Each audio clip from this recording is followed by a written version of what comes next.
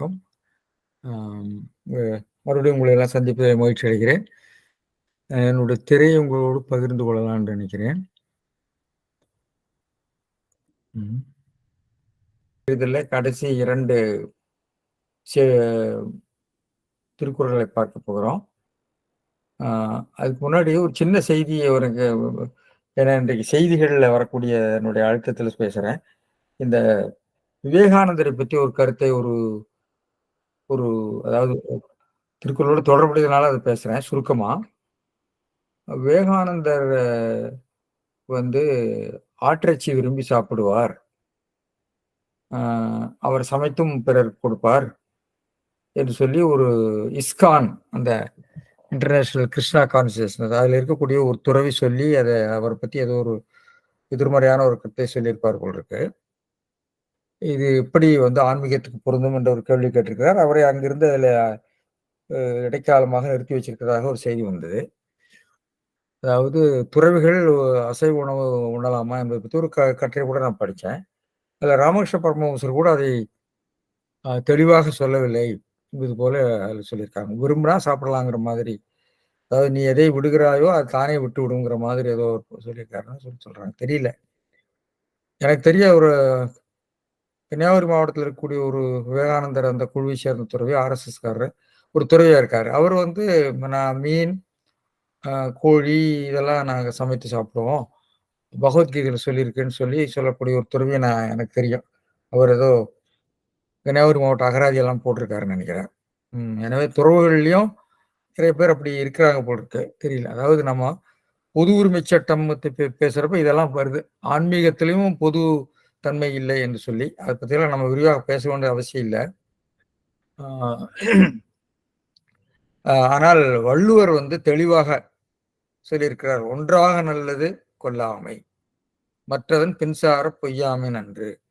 திருவள்ளுவர் தெளிவாக கொல்லாமை, அதாவது 2 அறங்கள் முக்கியமான அறங்களாக இந்திய அறநூல்களில் பேசப்படுகிறது. ஒன்று வாய்மை, பொய்யாமை.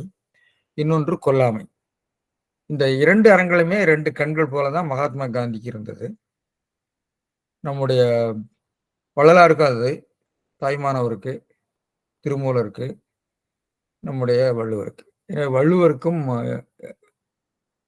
நம்முடைய தமிழ் மரபுல இந்த 2 முக்கியமான கருத்தாக்கம். அதுல 2ல எதுக்கு முதலிடம் குடுப்போம்னு சொன்னா, கொல்லாமைக்கு தான் முதலிடம். ஒன்றாக நல்லது கொல்லாமைன்னு சொல்லிட்டாரு. மற்றது வாய்மைன்னு சொல்லல, பொய்யாமைன்னு தான் சொல்லியிருக்காரு. அதுக்கு அருமையான ஒரு விளக்கம் சொல்லியிருப்பார் பெருமையர் அழகர். பொய்யாமை, வாய்மை ஏன் 2வதா சொன்னார்னா, பொய்மையும் வாய்மை இடத்தான் என்று சொல்லி வாய்மையினுடைய திரிபுகள் எல்லாம் உண்டு. அதாவது நீங்க உண்மைய சொல்லும்போது தீமை நேரும். உண்மைய சொல்லி மறைச்சாலும் நன்மை வரலாம். எனவே வாய்மை தீமை ஒரு திரிபுடையது. ஆனால் கொல்லாமைங்கிறது கொல்லாமையாகத்தான் இருக்க முடியும்.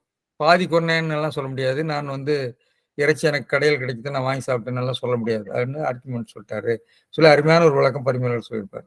எனவே இந்த கொல்லாமை என்பதை திருவள்ளுவர்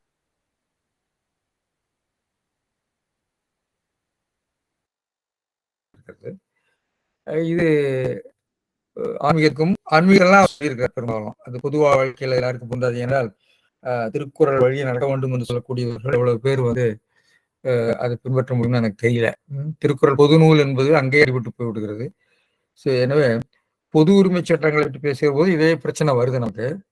ஏனென்றால் ஒவ்வொரு சமூகவியல் வளர்ச்சிக்கேற்பத்தான் இந்த சட்டங்கள்லாம் உருவாகின்றன. இந்த இளம் வயது திருமணம் என்பது 2 விதத்துல வருது. ஒண்ணு சொத்துரிமைக்காக. சொத்துரிமை என்பது சொன்னா, நீங்க தில்லை தீட்சிதர்கள் ஏன் இளம் வயதிலேயே திருமணம் செய்துகிறார்கள் என்றால், அவர்கள் திருமணம் செய்தவர்களுக்கு தான் கோயில்ல வழிபாடாற்றும் உரிமை இருக்கிறது. அந்த உரிமையை பெற வேண்டுமென்றால் திருமணம் செய்திருக்க வேண்டும். அதனால 8 வயசுலயே திருமணம் செய்துருவாங்க.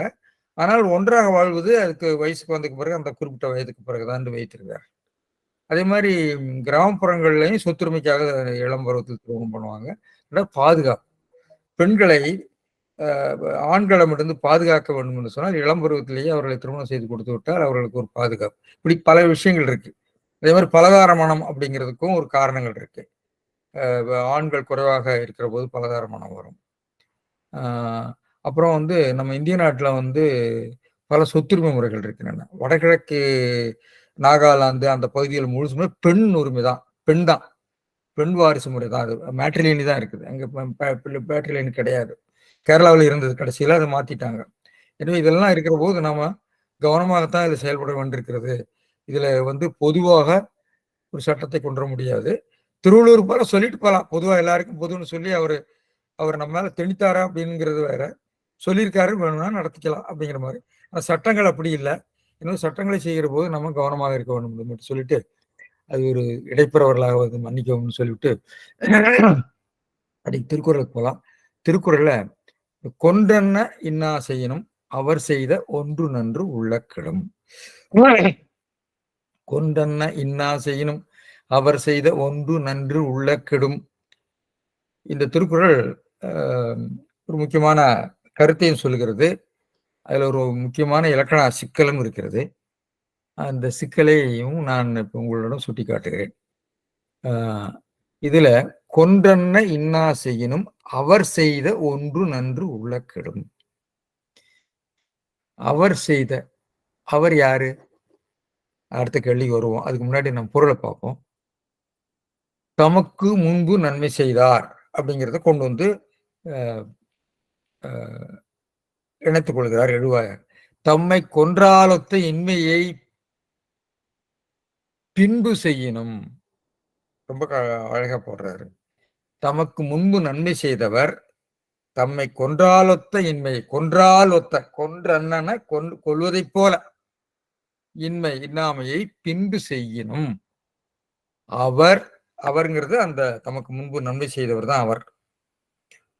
முன்பு செய்த நன்றி ஒன்றை நினைக்க அவ்வின்னாமை எல்லாம் கெடும்.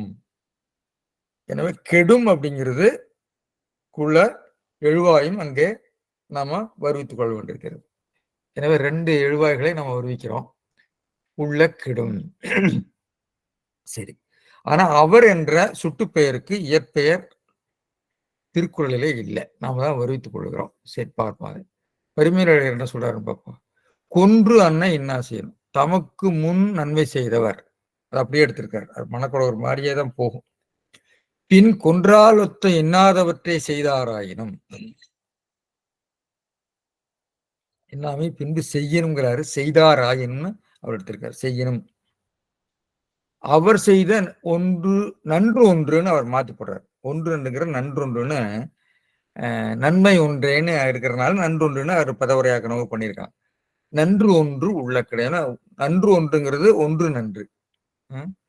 நன்று ஒன்று, ஒன்று நன்றுங்கிறது நன்று ஒன்றாக நம்ம வந்து அந்த அடையை அல்லது தொடரை மாற்றி இருக்கிறோம். அவர் செய்த நன்மை ஒன்றையும் ஒன்று நன்று, நன்று ஒன்று ஒன்றனையும் நினைக்க இல்லையாம். கெடும் என்றால் இல்லையாம். இந்த கெடும் என்பது நமக்கு இலக்கணம் படித்தவர்களுக்கு எல்லாம் தெரியும். இந்த வந்து வல்லினம் வரும்போது மகரம் கெடும், மரத்துல இருக்கிற மகரம் கெடும்னு சொல்லுவாங்க. அது இல்லையாகும்னு அர்த்தம். அதாவது ஆப்சன்ட், அது இல்லாம போகும் அப்படின்னு அர்த்தம். ஜீரோ அப்படிங்கிறத இல்லைங்கிறது.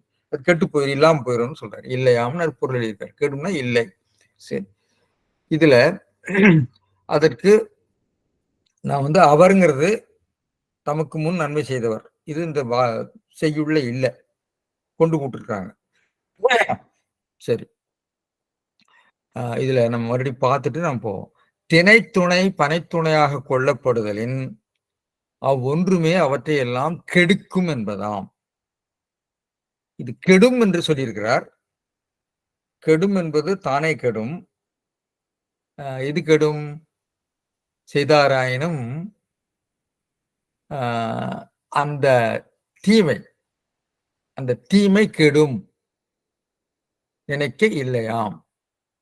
தீமை கெடும். அந்த தீமை கெடும்னு சொல்லியிருக்கிறத அதை கெடுக்கிறது எது? திணைத்துணை பனைத்துணையாக கொள்ளப்படுகிறது. அவ்வொன்றுமே அவற்றையெல்லாம் கெடுக்கும். எனவே இது உங்களுடைய உள்ளத்திலே இருக்கிறது. அதாவது இந்த தீமை கெடுவதற்கு காரணம் ஒருவர் செய்த உதவியை அவர் பின்பு தீமை செய்தாலும் அவர் செய்த உதவியை பனைத்துணையாக கொண்டதுனால அவ்வளவு பெரிய உதவி செய்தவர் இன்று கெடுத்து விட்டாரே என்பதை நாம் மறந்துவிட வேண்டும் என்று ஒரு கருத்தை சொல்றார். அதாவது இதற்கு முன்பு திருக்குறள்ல நன்றி மறப்பது நன்றன்று, நன்றல்லது அன்றே மறப்பது நன்றுன்னு சொல்லியிருக்காரு. எனவே நன்றல்லதை அன்றே மறப்பது எப்படி என்ற ஒரு கேள்விக்கு ஏதுவாக இது இதனால் நன்றல்லது அன்றே மறக்கும் திறம் கூறப்பட்டது அப்படின்னு சொல்லி முன் திருக்குறளோடு தொடர்புபடுத்தி சொல்லியிருக்காரு. இந்த முறையில பார்த்தீங்கன்னு சொன்னா பெரும்பாலும் மணக்குடவரும் பரிமேலழகரும் இந்த 2 திருக்குறள் அடுத்தடுத்து தான் வச்சிருக்காங்கன்னு நினைக்கிறேன். இப்ப அடுத்த கேள்வி. சரி, நான் இந்த உரைகளை சொல்லிட்டு நான் வர்றேன். முன்பு உதவி செய்தவர் பின்பு கொண்டார் போன்ற துன்பத்தை செய்தாரானாலும் அவர் முன்பு செய்த ஒரு நன்மையை நினைத்தாலும் அந்த துன்பம் கெடும். அவருடைய பொழிப்புரையாக வரதராசனார் சொல்றாரு. இலக்குனாரும் தமக்கு முன் நன்மை செய்தவர் பின்னர் கொள்ளுதல் போன்ற தீமை செய்தால் அவர் செய்துள்ள நன்மை ஒன்றை நினைக்க அத்தீமை மறக்கப்படும். அந்த ஒன்று நன்மை ஒன்றை செய்ததனாலேயே கெட்டுவிடும் என்று ஒரு கருத்தை சொல்லியிருக்கார். சரி, அதாவது இந்த திருக்குறளை இதற்கு முன்புள்ள திருக்குறளுக்கு ஏதுன்னு சொன்னா அதுக்கு காரணம் 2 பேருமே அதே கருத்து தான். ஆனா இதுல ஒரு பிரச்சனை என்னன்னா அவர் என்ற ஒரு சொல் வருகிறது. இதுல வர அவரும் என்ற வழக்கமாக அவர் என்ற சொல் வருகிற போது நமக்கு நம்முடைய அவர் யாரு அப்படின்னு சொல்றப்போ அதுக்கு முன்னாடி ஒரு இயற்பெயர் இருக்கலாம். அல்லது விதி என்னன்னு சொன்னா இயற்பெயரும் சுட்டுப்பெயரும், அதாவது அவன் நோய் செய்தான் அந்த முருகன் என்று சொல்கிற போது அவன் என்ற சுட்டுப்பெயர் முதல்ல வரலாம், இரண்டாவது முருகன் என்ற இயற்பெயர் 2வது வரலாம். இப்படி ஒரு விதி இருக்கு. எனவே சுட்டுப்பெயர் இயற்பெயருக்கு பிறகு வர வேண்டும். முருகன் வந்தான், அவன் சாப்பிட்டான், முருகனுக்கு ஏதாவது நல்லா கொடுத்தியா சொல்ற போது 2வது நாம அந்த சுட்டுப்பெயரை மறுபடியும் சுட்டுப்பெயருக்கு பிறகும் சொல்லலாம் என்ற ஒரு விதி தொல்காப்பியத்திலே இருக்கிறது. அது எல்லாருக்கும் தெரியும். இப்ப கேள்வி என்னன்னா, இங்க சுட்டுப்பெயரே இல்லை, சுட்டுப்பெயர் இயற்பெயரே இல்லை, சுட்டுப்பெயர் மட்டும்தான் இருக்கிறது. அவர் என்ற சுட்டுப்பெயர் மட்டும்தான் இருக்கிறது. அப்ப இதற்கு முன்பு ஒரு இயற்பெயர் இருக்க வேண்டும் அல்லது பின்பு இருக்க வேண்டும். முன்னாடி உள்ள அந்த வாக்கியத்திலிருந்து நாம ஒரு சுட்டை நாம வருவிக்கிறோம். ஆனா அது சாதாரண மொழியில இது வராது. பாருங்க, அடித்தாலும் அவர் அணைப்பது நினைத்தால் எல்லாம் மறந்துவிடும் ஒரு வாக்கியம் வச்சுக்கோங்க. அடித்தாலும் அவர் அணைப்பது நினைத்தால் எல்லாம் மறந்துவிடும். ஆசிரியர் அல்லது கணவர் அல்லது தாய் தந்தை, எங்க அப்பா கோபக்காரரு, அவர் அடித்தாலும் அணைப்பது நினைத்தால் எல்லாம் மறந்துவிடும் சொல்லலாம். அப்போ இதுக்கு முன் வாக்கியத்துல ஒரு இயற்பெயர் இருக்க வேண்டும். இயற்பெயர் என்று சொன்னால் ஒரு ப்ராப்பர் நேமா இருக்கலாம், நவுனா இருக்கலாம். ஆனா வெறும் அடித்தாலும் இருந்தா போதாது இல்ல சார், ஒருவர்னு போட்டா போதாதான் கேட்கிறேன். ஒருவர்னு போடலாம், ஏன் போடலைங்கிறதா இப்ப அடுத்த கேள்வி. நான் வர்றேன். நீங்க கேள்வி முடிச்சிடுறேன். அடித்தாலும் அவர் அணைப்பது நினைத்தால் எல்லாம் மறந்து விடும் சொன்னா அவர் அப்படிங்கிறது இந்த வாக்கியத்துக்கு வெளியில, வாக்கியத்துல இல்ல, அதுக்கு முன்னாடி ஒரு வாக்கியம் இல்லைன்னு வச்சுக்கோங்க, வாக்கியத்துக்கு வெளியில இருக்கக்கூடிய ஒரு அவரா இருப்பார். இப்ப இந்த அவர் எனவே ஒரு அவர் என்பது ஒரு இயற்பெயரை அவாவி நிற்கிறது. அது ஒண்ணு வாக்கியத்திலே இதற்கு முன்புள்ள வாக்கியத்தில் இருக்கக்கூடிய ஒரு இயற்பெயராக இருக்கலாம், அல்லது வாக்கிய சூழல்ல, அதாவது இந்த டிஸ்கோர்ஸ் கான்டெக்ட் அல்லது பிராக்மேட்டிக் கான்டெக்ட் சொல்றோம்ல, அவர் வந்திருக்காரு அப்படின்னு சொன்னா அந்த திருமணத்துல நாம் வைக்கிறோம், அவர் வந்திருக்காருன்னா மாமா வந்திருக்காரு, ஏதாவது மாமாவை பத்தி பேசிட்டு இருக்கோம். அப்போ அந்த பொருட்சூழலால வரக்கூடிய டிஸ்கோர்ஸ்ல வரக்கூடிய ஒரு சுட்டு அங்க வருது. எனவே இந்த சுட்டு பெயர் 2 நிலையில அமையலாம். சரி, அதாவது இதில் நான் என்ன சொல்ல வரேன்னா, இந்த அவர் என்பது முன்பு வாக்கியம் இல்லாமல் வர வேண்டும் என்று சொன்னால் அது அந்த பொருட்சூழல்ல வரக்கூடிய அவராக இருக்க வேண்டும். அப்ப அந்த பொருட்சூழல்ல உள்ள அவர் என்பது துன்பத்துள் துப்பாயாரோ விழுமம் துடைத்தவர் நட்பு, இவர்களோடு குரலோடு தொடர்புபடுத்த வேண்டும். தொடர்புபடுத்துகிற போது பெரும்பாலும் நம்ம திருக்குறளை முப்பகச் செய்களாக நினைக்கிறோம். அது குலகம் தொடர்நிலைச்சிகளாக நாம நினைக்கிறது இல்லை. அதிகாரத்துக்குள்ளே தொடர்புட்டு இருந்தாலும் ஒவ்வொன்றையும் தனித்தனியாக நினைக்கிறோம். அப்ப இந்த திருக்குறள் அவர் என்பதை அதற்கு முன்பு உள்ள திருக்குறளோடு தொடர்படுத்துகிறதா என்பது ஒரு கேள்வி. இது ஒரு கேள்வி. அடுத்த கேள்வி,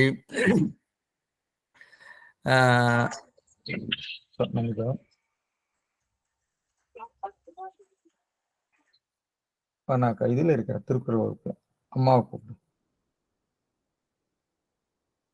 எனவே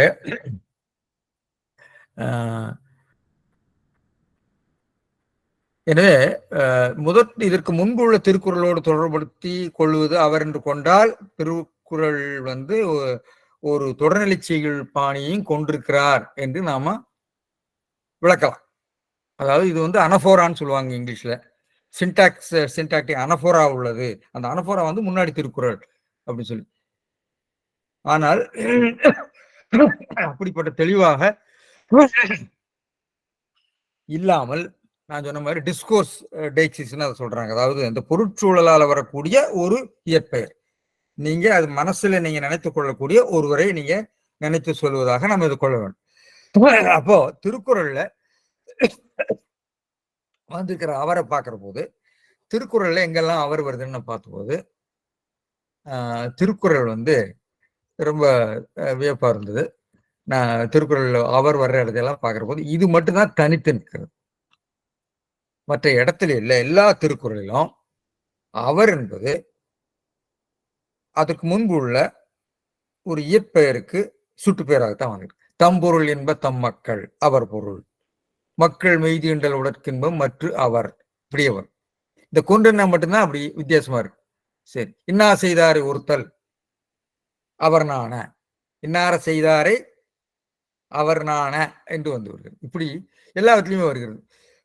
ஆனா அகப்பாடல்ல வேற மாதிரி வரும்.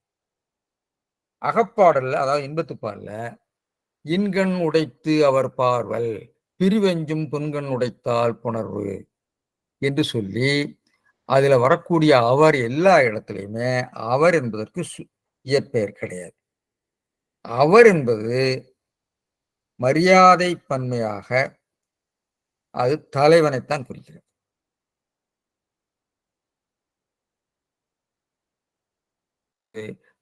சாயம் அது திருக்குறள் இருக்கக்கூடிய எல்லா அந்த இருத்துப்பால் வரக்கூடிய அவர் என்பது நிறைய இடத்துல வருது. இல்லை அவருக்கு ஆயினும் ஊடுதல் வலது அவர் அளிக்குமாறு.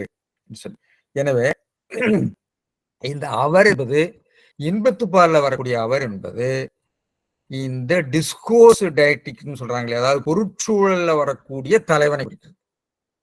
அங்க அதுக்கு இயற்பெயர் இல்லை. இப்ப சங்க இலக்கியத்துக்கு நாம போனோம்னா தொல்காப்பியத்துல அவர் என்பது பன்மையைத்தான் குறிக்கிறது. ஆனால் சங்க இலக்கிய ஆட்சியில அவர் என்பது தலைவரை குறிக்கிறது, மரியாதை பன்மையாக வருகிறது.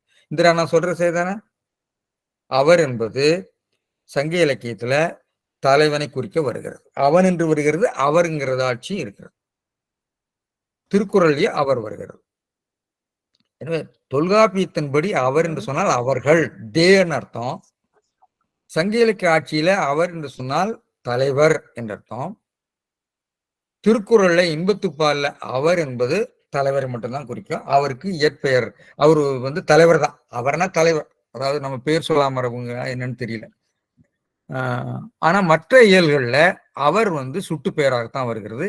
இந்த இடத்துல மட்டும்தான் இன்பத்துப்பாலை போன்ற ஒரு ஆட்சி இருக்கிறது. சரி, இதுல அடுத்தது இப்ப நான் மறுபடியும் அந்த இதுல ஒரு சின்ன விஷயத்த நான் டிஸ்கஸ் பண்றேன். அடுத்தது, எனவே இந்த அவர் என்பது இந்த இரண்டு நிலையில வருகிறது. அது ஒருவருங்கிற பொருள்ல வருகிறதுன்னு இந்திரா சுட்டி காட்டினாங்க. அதுதான் அது வச்சுக்குவோம். அப்போ இதுல எனவே இந்த மரபுகளை நாம முதல்ல புரிந்து கொள்ள வேண்டும். ஆனால் இந்த அவர் என்பது ஒரு தனியான இலக்கண பண்புடையது என்ற ஒரு கருத்தை நாம இங்கே சுட்டி காட்டுகிறோம். இதை உரையாசிரியர்கள் உட்கொண்டிருந்திருப்பார்கள் என்று தோன்றுகிறது. ஆனால் அவர்கள் வெளிப்படையாக சுட்டவில்லை. வழக்கமாக இந்த சுட்டுக்களை பற்றி குறள் 24 பேசியிருக்கக்கூடிய காரிரத்ன கவிராயர் இதை சுட்டவில்லை. இந்த சுட்டை தொல்காப்பியர் எப்படி பார்த்திருக்கார்? தொல்காப்பியர் ரொம்ப அருமையான ஒரு ஒரு திருக்குறள் சொல்றார். பொருளோடு புணரா சுட்டு பெயராயினும் அது பொருளோடு புணரா சுட்டு பெயராயினும் அந்த முழு மறந்து வச்ச கீழே இருக்கு சொல்றேன். பொருளோடு புணரா சுட்டு பெயராயினும் பொருளோடு ஒன்றாகுமேன்னு வரும். அதானே? யாராவது சூத்திர நினைவு வருதா? பொருளோடு புணரா சுட்டு பெயராயினும் கிளவியாக்கமா சார்? இருக்கா சார்? கிளவியாக்கமா? கிளவியாக்கத்துல 49 நினைக்கிறேன். 49 பொருள் வேறுபடாது ஒன்றாகும். பொருளோடு புணரா சுட்டு பெயராயினும் பொருள் வேறுபடாது ஒன்றாகும்.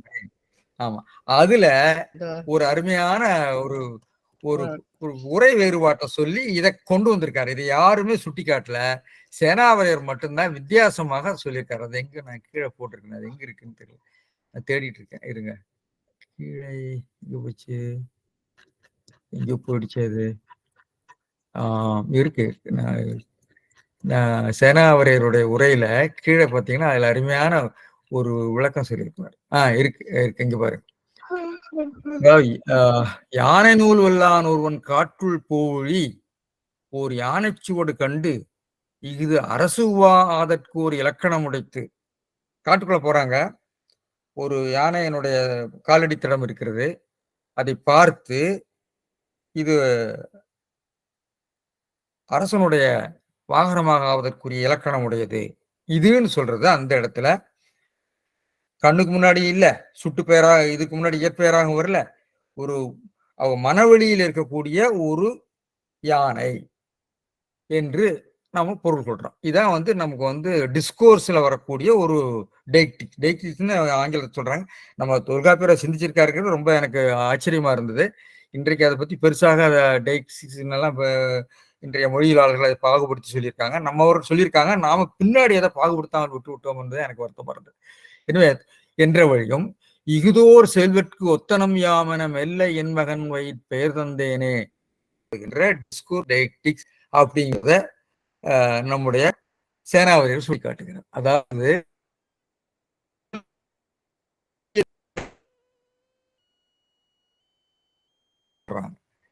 பொருளாற்றலாலே, அதாவது பொருளோடு புணரா சுட்டின் வகை, பொருளோடு புணரா சுட்டினுடைய வகையாக நான் சொல்றேன். சுட்டு, அதாவது டிஸ்கோர் டெய்க்டிக்ஸ்னு சொல்றாங்க. இதை சேனாவரையர் கூட அது பொருத்தமாக இருக்கிறது நான் சொல்லியிருக்கேன். அதாவது இந்த வாக்கிய அமைப்புல இந்த அவர் என்பது சுட்டுகின்ற இயற்பெயர் திருக்குறளில் இல்ல, அது திருக்குறளுக்கு முன்புள்ள திருக்குறளை கொண்டு வந்து இது பண்ணா அது அனபோரிக்கா வந்துடும். அப்படி நாம திருக்குறளை தொடர்புபடுத்தலாம். ஆனால் உரையாசிரியர்கள் அப்படி தொடர்புபடுத்தாம பொதுவாக தனக்கு முன்பு நன்மை செய்தவர் என்று அந்த 10 திருக்குறளையும் வரக்கூடிய அந்த மொத்த கருத்தையும் கொண்டு வந்திருக்கார். அப்போ இந்த பொருட்சூழல்ல வரக்கூடிய உதவி செய்தவர் என்ற ஒரு கருத்தை அங்க கொண்டு வர்றாங்க. எனவே யூகிக்கும்படி உள்ள ஒரு பொருட்சூழல், அல்லது வழக்கமா இந்த யானை அப்படிங்கிற சொல்ற போது இது அரசுவாதற்கு என்ன சொல்லும்போது கண்ணுக்கு முன்னாடி இருக்கக்கூடிய ஒரு பொருட்சூழல்.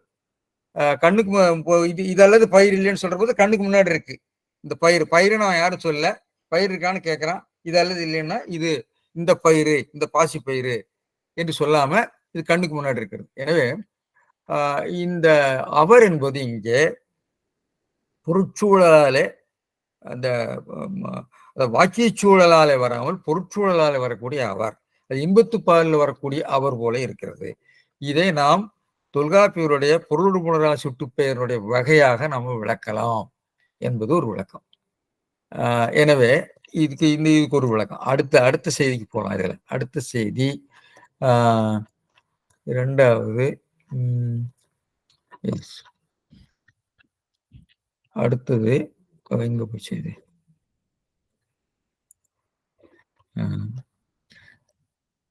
அடுத்த செய்தி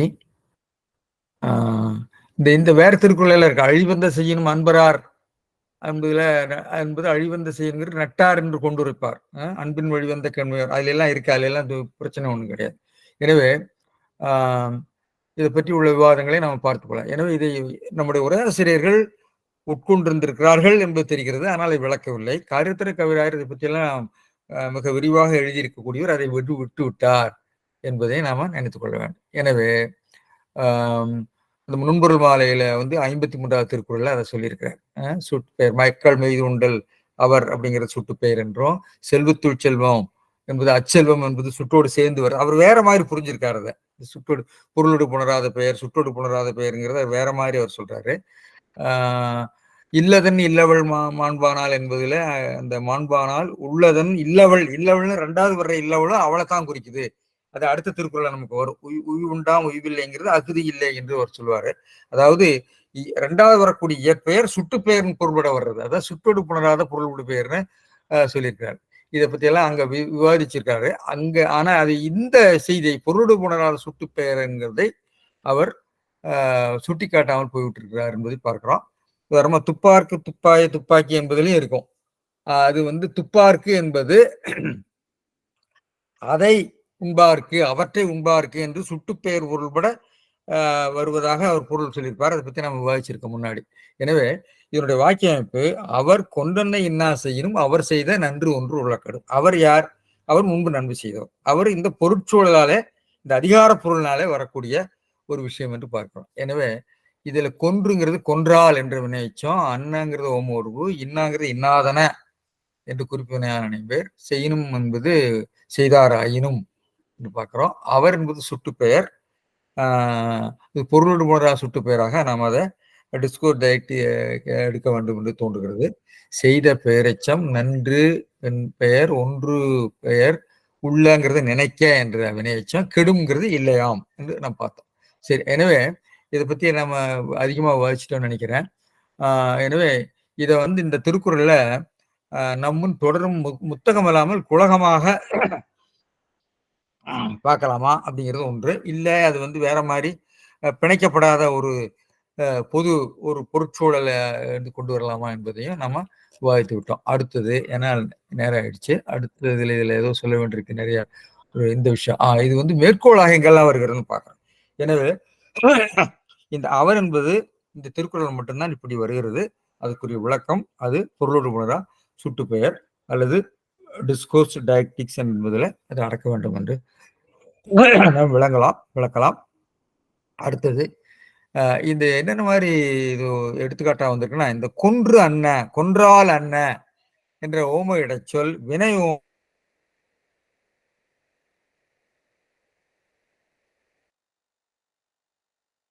பேராசிரியர் என்ன சொல்றாருன்னா, வினையோமத்தினுடைய வகைங்கிறார். ஏன்னா கொன்றால் கொன்றது அன்ன என்பது, கொன்றது என்பது தொழிற்பெயராக வந்து விடுகிறது. கொன்றது போன்ற என்பது வர்றதுனால அது புலி போல பாய்ந்தான்னா புலி பாய்வது போல பாய்ந்தான் என்று சொல்வது போல இது ஒரு வகையில அதனுடைய வகையாக எடுக்கிறார். நேரடியாக வினையாக இல்லாமல் ஒரு தொழிற்பெயர் வடிவத்தில் வர்றதுனால வினையோமையினுடைய வகை என்று சொன்னாரா என்று தெரியல. அது நாம் பார்க்கிற முழுமையும் வினையோமத்தின் வகை என்று என் சொன்னார் என்று நாம அது பார்க்க வேண்டியிருக்கிறது. அது நேரடியாக வினைத்தன்மை இல்லாமல் தொழிற்பெயராக வருவதனால் சொல்கிறாரா என்று கொன்றது போல கொன்றால் என்பதனால சொல்றாரா என்று எனக்கு தெரியல. அது பார்க்க வேண்டாம். கொன்றது போன்ற இன்னாதவை அப்படிங்கிறதுனால சொல்றாரா என்னன்னு எனக்கு தெரியல. இன்னாதன என்பது இன்னாமை செய்வன என்று நாம விரித்து கொள்ள வேண்டும் என்பதனாலயா என்ன தெரியல, பார்க்க வேணும். அப்புறம் அந்த ஒன்று நன்று உள்ளக்கடும், நன்று ஒன்று, ஒன்று நன்று நன்று ஒன்று, இதை பற்றி பிரயோகத்தில் சொல்றாரு. இது அதாவது இந்த தொகைகளை நாம விரிக்கிற போது தொகைகளுக்கு வருகிற புணர்ச்சி விவகாரத்தை அவர் 6 பிரிக்கிறார். அந்த பாகுபாடு நம்முடைய வேற இலக்கண நூல்கள் இல்லை, பிரயோகத்திலாம் இருக்கு. இது நித்தம் அனித்தம் அழுக்கு லுக்காம் தொகை நின்ற நிலை மெய்த்த கிடைக்கை முறை தொகை பாத்தம் விபரியம்னு சொல்லி அவர் வடமொழி சொல்றாரு. அதுல நித்தம் என்பது பிரிக்க முடியாத ஒரு மாதிரி இயல்பாக புணர்ச்சி விதி எதுவும் இல்லாம புணர்ச்சி செய்கை வெளிப்படாமல் இருக்கக்கூடிய ஒரு தொகையை அவர் நித்தம் என்று சொல்கிறார். ஒரு கலாம், ஒரு பொருள், இவை துவிகுவில் வந்த நித்தியம். ஒரு களம் அப்படிங்கிறது ஒன்று கூட்டல் களம் ஒரு களம், ஒன்று கூட்டல் பொருள், இவை துவிகுன்னு சொன்னா எண்ணோடு புணர்ந்த தொகை, எண்ணு தொகை. ஒன்று தேறினான் தேரொண்டினான் என்பது சிந்தாமணியில் வரக்கூடிய ஒரு தேர் ஒண்டினான்னா தேர் ஒன்றை உடையவன், ஒன்று தேர். அது வந்து விகாரத்துல வருதுன்னு சொல்றாரு. தேர் ஒண்டினானெனின் அமையும். ஒன்று நன்று உள்ளக்கெடும் தந்தோள் நான்கின் ஒன்று கைமிகும் என்பன அனித்தியமாம் என்பார்க்கு நன்று ஒன்று உள்ளக்கெடும் என உரைத்த பரிமேலழகர் உரையானும் காண்க என்பன அனித்தியம். அனித்தியம் கிடையாது, அது வந்து நன்று ஒன்றுன்னு அவர் சொல்லியிருக்கிறாரு. எனவே இதெல்லாம் வந்து நித்தியம் அப்படின்னு சொல்லி அவர் நினைக்கிறார். அதாவது அனித்தியத்துல அடக்கலாமா நித்தியத்துல அடக்கலாமா என்ற கேள்வி ஒன்று நன்றுங்கிறது நன்று ஒன்றுன்னு அவர் பரிமேலழகர் உரை சொல்லியிருக்கிறதுனால இதை நித்தியத்திலே அடக்கலாம் என்பது அவருடைய கருத்து. நித்தம் என்பது அவர் கருத்து. இதெல்லாம் ரொம்ப ஒரு விரிவுக்கு நான் போகல. சரி, அடுத்தது கொண்டன என்பது பேரஞ்சாணின்னு தொன்னூல் விளக்கத்துல சொல்லியிருக்காரு. அது ஏன் சொல்றாருன்னா அதுக்கு விளக்கமும் சொல்லியிருக்காரு. பிறர் என்ன செய்யணும் அவர் செய்த நன்றுதான் உள்ளக்கெடும் என்று பிறரும் தானும் என எஞ்சிய இருபேர் கொண்டு முடிக்க வேண்டலின் பேரஞ்சணி ஆயிற்று. தொன்னூல் விளக்கத்துல அணி பற்றி உள்ள கோட்பாடுகள் கொஞ்சம் வித்தியாசமா இருக்கும். எனவே இதுல வந்து பிறர் இன்னா செய்யினும் அவர் செய்த நன்றுதான் உள்ள பிறர் என்பதும் தான் என்பதும் கொண்டு கூட்டுறதுனால வந்து பேரஞ்சணின்னு அவர் சொல்றாரு. சரி, எனவே இதுல இந்த பொறுமை பொறுத்து கொள்ள வேண்டும். அதாவது நம்முடைய செய்நன்றி அறிதல் முக்கிய கூறுகளாக நிறைய கூறுகள் எல்லாம் பேசுறாங்க வெளிநாடுகள் எல்லாம். ஆனா இதுல முக்கியமான கூறு நம்முடைய வள்ளுவர் சொல்றதுல பொறுமை, பொறுத்து கொள்ளுதல், பொறையுடைமை, மன்னிப்பு. மன்னிப்பை அவர் உட்கொண்டிருக்கார். மற்றவர்கள்லாம் 6 pillars ஆஃப் சொல்லி relatedness, sincerity, empathy, self regard, integrity, ஹியூமிலிட்டின்னு எல்லாம் சொல்றாங்க. இதுல பொறுத்து கொள்ளுதல், ஃபர்கிவ்னஸ்ங்கிறது ரொம்ப முக்கியம் அப்படிங்கிறத இதனுடைய சிறப்பாக எனக்கு தோணுகிறது. திருக்குறள்ல இந்த நன்றி உடைமையில பொறுத்து கொள்கிறது, மன்னித்து ஏற்றுக்கொள்ளுதல் என்பது ஒரு பொது பண்பாக இதுல சொல்லியிருக்காருன்னு எனக்கு தோன்றுகிறது. சொல்லி இதை நிறுத்திட்டு அடுத்த திருக்குறளுக்கு போகலாம். அடுத்ததுல என்னன்றி கொன்றார்க்கும் உய்வுண்டாம் உய்வில்லை செய்நன்றி கொன்ற மகற்கு. என்னன்றி கொன்றார்க்கும் உய்வுண்டாம் உய்வில்லை செய்நன்றி கொன்ற மகற்கு. இது ரொம்ப எளிமையான திருக்குறள், எல்லாரும் நம்ம அடிக்கடி சொல்லக்கூடிய திருக்குறள். ஆனா இதுல பெரிய ஒரு குறிப்பு நுட்பங்கள் பொதிந்திருக்கிறதாக எனக்கு படுகிறது. அது நான் காலத்தாலே பிந்தி இருக்கிறனால எனக்கு படுகிறதா இல்லை அந்த காலத்திலேயே இருந்திருக்கலாமா என்பதையும் நான் கொஞ்சம் சிந்திச்சிருக்கேன். நான் என்னங்கிறத நான் உங்களுக்கு சொல்றேன். முதல்ல இந்த திருக்குறளை விளங்கிக் கொள்வோம். என்னன்றி கொன்றார்க்கும் உய்வுண்டாம் உய்வில்லை செய் நன்றி கொண்டவனுக்கு 2 வாக்கியம் இருக்கு. சரி, அதாவது நன்றி கொண்டாருக்கு உய்வு உண்டாம், செய் நன்றி கொண்டவனுக்கு உய்வில்லை. ரொம்ப பிளைன் சென்டென்ஸ் தான். ஆனா ஒரு வாக்கியத்தை நாம வந்து மிக எளிமையாக நேரடியாக சொல்லும்போது கூட இந்த பொடி வச்சு பேசுறேன்னு சொல்லுவாங்க. இந்த பொடி வச்சு பேசியிருக்காருன்னு எனக்கு தோணுது. இந்த திருக்குறள் பொடி வைத்த திருக்குறள். அது வந்து திருக்குறளுடைய ஒரு பண்பு. திருக்குறளுடைய இலக்கிய பண்பை வந்து நாம உயர்த்துவது இந்த எளிய விஷயங்களுக்குள்ள அந்த பொடி வைக்கிறது தான் ரொம்ப முக்கியம். பாருங்க, எல்லா நன்மைகளையும் சிதைத்தார்க்கும் பின்பு ஒரு காலத்தே ஆயினும் ஓய்வு உண்டாம். எல்லா நன்மைகளும் எடுத்திருக்காரு இவர். எல்லா நன்மைகளையும் கொன்றார்க்கும்னா சிதைத்தார்க்கும் பின்பு ஒரு காலத்தே ஆயினும் எப்பாவது ஓய்வு உண்டாகும். ஒருவன் செய்த நன்றியை சாவாக்கின மகனுக்கு, சாவாக்கின எழுதிக்காரு, என்ன சொல்லுன்னு தெரியல, கொன்று போட்டதுங்கிறது சாவாக்கின மனிதனுக்கு ஒரு காலத்தினும் உய்தல் இல்லை. ஒரு காலத்தினும் கால உணர்வை அங்க கொண்டு வந்திருக்கிறாங்க. காலம்ங்கிறது அங்க இல்லை, இந்த வாக்கியத்துல கொண்டு வரலாம். உய்வு இல்லைன்னா ஒரு காலத்துல இல்லைன்னு சொல்லி ஒரு காலத்தினுங்கிறத ஒரு ஒரு நுட்பத்தை இங்க சொல்லியிருக்காரு மணக்குறவர். பரிமேலழகர் என்ன பண்ணியிருக்காருன்னு பார்ப்போம். என்னன்றி கொண்டாருக்கும் உய்வு உண்டாம். என் நன்றிங்கிறதுக்கு பெரிய அறங்கள். எவ்வளவு மழை, பெரிய மழைன்னு அர்த்தம். எவ்வளவு பணம் வச்சிருக்காரு அவர் அப்படின்னு சொன்னா ஹவு மச்னு அர்த்தம் இல்ல, சோ மச்னு அர்த்தம். எனவே ஏ என்ற வினா சொல் வருகிற போது அது வினாவை மட்டும் குறிக்காமல் மிகுதியும் குறிக்கக்கூடிய வழக்கு இருக்கிறது. எனவே பரிமேலழகர் என்ன பண்றாருன்னா இதை வந்து ஒரு ஒரு பெரும்பாலும் இதை வந்து ஒரு பேச்சு நடையால் எடுத்திருப்பார் போல் இருக்கு. என் நன்றி, எப்பேற்பட்ட பெரிய பெரிய அறங்களை சிதைத்தார்க்கும். நன்றிங்கிறது அறம், நன்மைகள் அறங்கள் சிதைத்தார்க்கும் பாவத்தின் நீங்கும் வாயில் உண்டாம். அவர் பொது ஓய்வுண்டான் பண்ணார். பாவத்தின் நீங்கும் வாயில், பரிகாரம், கழுவாய் இருக்கும். பிராயச்சித்தம், பரிகாரம், கழுவாய். செய்நின்றி கொன்ற மகற்கு உய்வி இல்லை. அதாவது இதுல கவனிச்சீங்கன்னா செய்நின்றி உய்வு உண்டாம்னு சொல்றாங்க, எடுக்கலாம். இழிவாகவும் சொல்லலாம். பெரிய கட்டடமா இடிஞ்சு விழுந்துருச்சு அப்படிங்கிறப்போ ஒரு இழிவு பொருள் தோன்றவும் வரும். ஆம். அப்புறம் வந்து இது இன்னைக்கு மழை பெய்யுமா, வெதர் ரிப்போர்ட்ல சொல்றான் அப்படின்னு சொல்றான், பெய்யுமாம். ஆம்ங்கிறது கொட்டேட்டிவாகவும் வரலாம், இழுத்தற் பொருளையும் வரலாம், அல்லது வந்து காப்புலேட்டிவ் மாதிரி அதாவது வாக்கியம் இறுதியில வரலாம். இந்த ஆம் என்பதுக்கு 3 பொருள் இருக்கு, லெக்சிகன்ல இதை கொடுத்துருக்காங்க. எனவே இந்த 3 பொருள்ல இந்த இழிவு பொருள்லாம் கலித்தொகையிலே இருக்கிறதாக நம்முடைய உரையாசிரியர் காட்டுறாங்க. அதை நான் என்னங்கிறது சொல்றேன். எனவே என்னென்று கொண்டாருக்கும் உய்வுண்டாம் சொல்றாங்க. இருக்கலாம், தெரியல, எனக்கு தெரியாது. நிச்சயமாக இவனுக்கு கிடையாது, இந்த பயலுக்கு கிடையாது.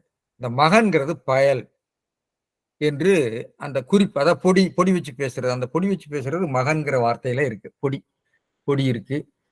அதே மாதிரி உய்வில்லை அப்படிங்கிறது அடிச்சு பேசுறது, இருக்குன்னு சொல்றான், தெரியல, ஆனா நிச்சயமா கிடையாது என்று சொல்லி சொல்ற. அது எப்படிங்கிறத நான் பார்க்கிறேன். செய்நின்று கொன்ற மகற்கு உய்வி இல்லை, ஒருவன் நன்றியை சிதைத்த மகனுக்கு அகுதி இல்லை. உய்வு இல்லைங்கிறதுக்கு அகுதி இல்லை என்று சுட்டு பெயராக மாத்துகிறார். இதுதான் ஒரு பொருளோடு புணரா சுட்டு பெயர்களுக்கு ஒரு விளக்கமாக இவர் சொல்வார். அதாவது 2வது வரக்குன்றிய உய்தி என்பது சுட்டுப்பொருள் விட வருகிறது என்று சொல்லி காரியத்தனை கவர போன்ற சொல்லியிருக்கார். கீழே சொல்லியிருக்காரு பாருங்க, அது சொல்லியிருப்பார். எனவே இங்க அதாவது பெரிய அறங்களை சிதைத்தலாவது, அப்புறம் இதுல ஒரு 2-3 சிக்கல் இருக்கு, அதை நான் பேசுறேன். மணி வந்திருக்காருன்னு தெரியல.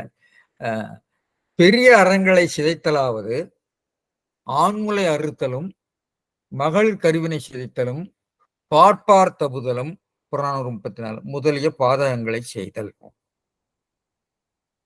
இதுல வந்து இந்த திருக்குறள்ல 3 விஷயம் இருக்கு. இந்த ஆம் பற்றி பேசணும், மகற்கு என்பது பற்றி பேசணும், இந்த பார்ப்பார், இந்த மேற்கோள் பற்றி பேசணும்.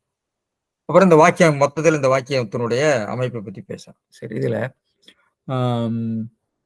பெரிய அறங்களை சிதைத்தலாவது அப்படிங்கிறதுக்கு ஒரு லிஸ்ட் ஆண்மலை அறுத்த அறநில் ஓர்க்கும் என்ற புறநானூற்று பாட்டை ஒரு மேற்கோள் காட்டியிருக்கிறார். முதலிய பாதகங்களை செய்தல்.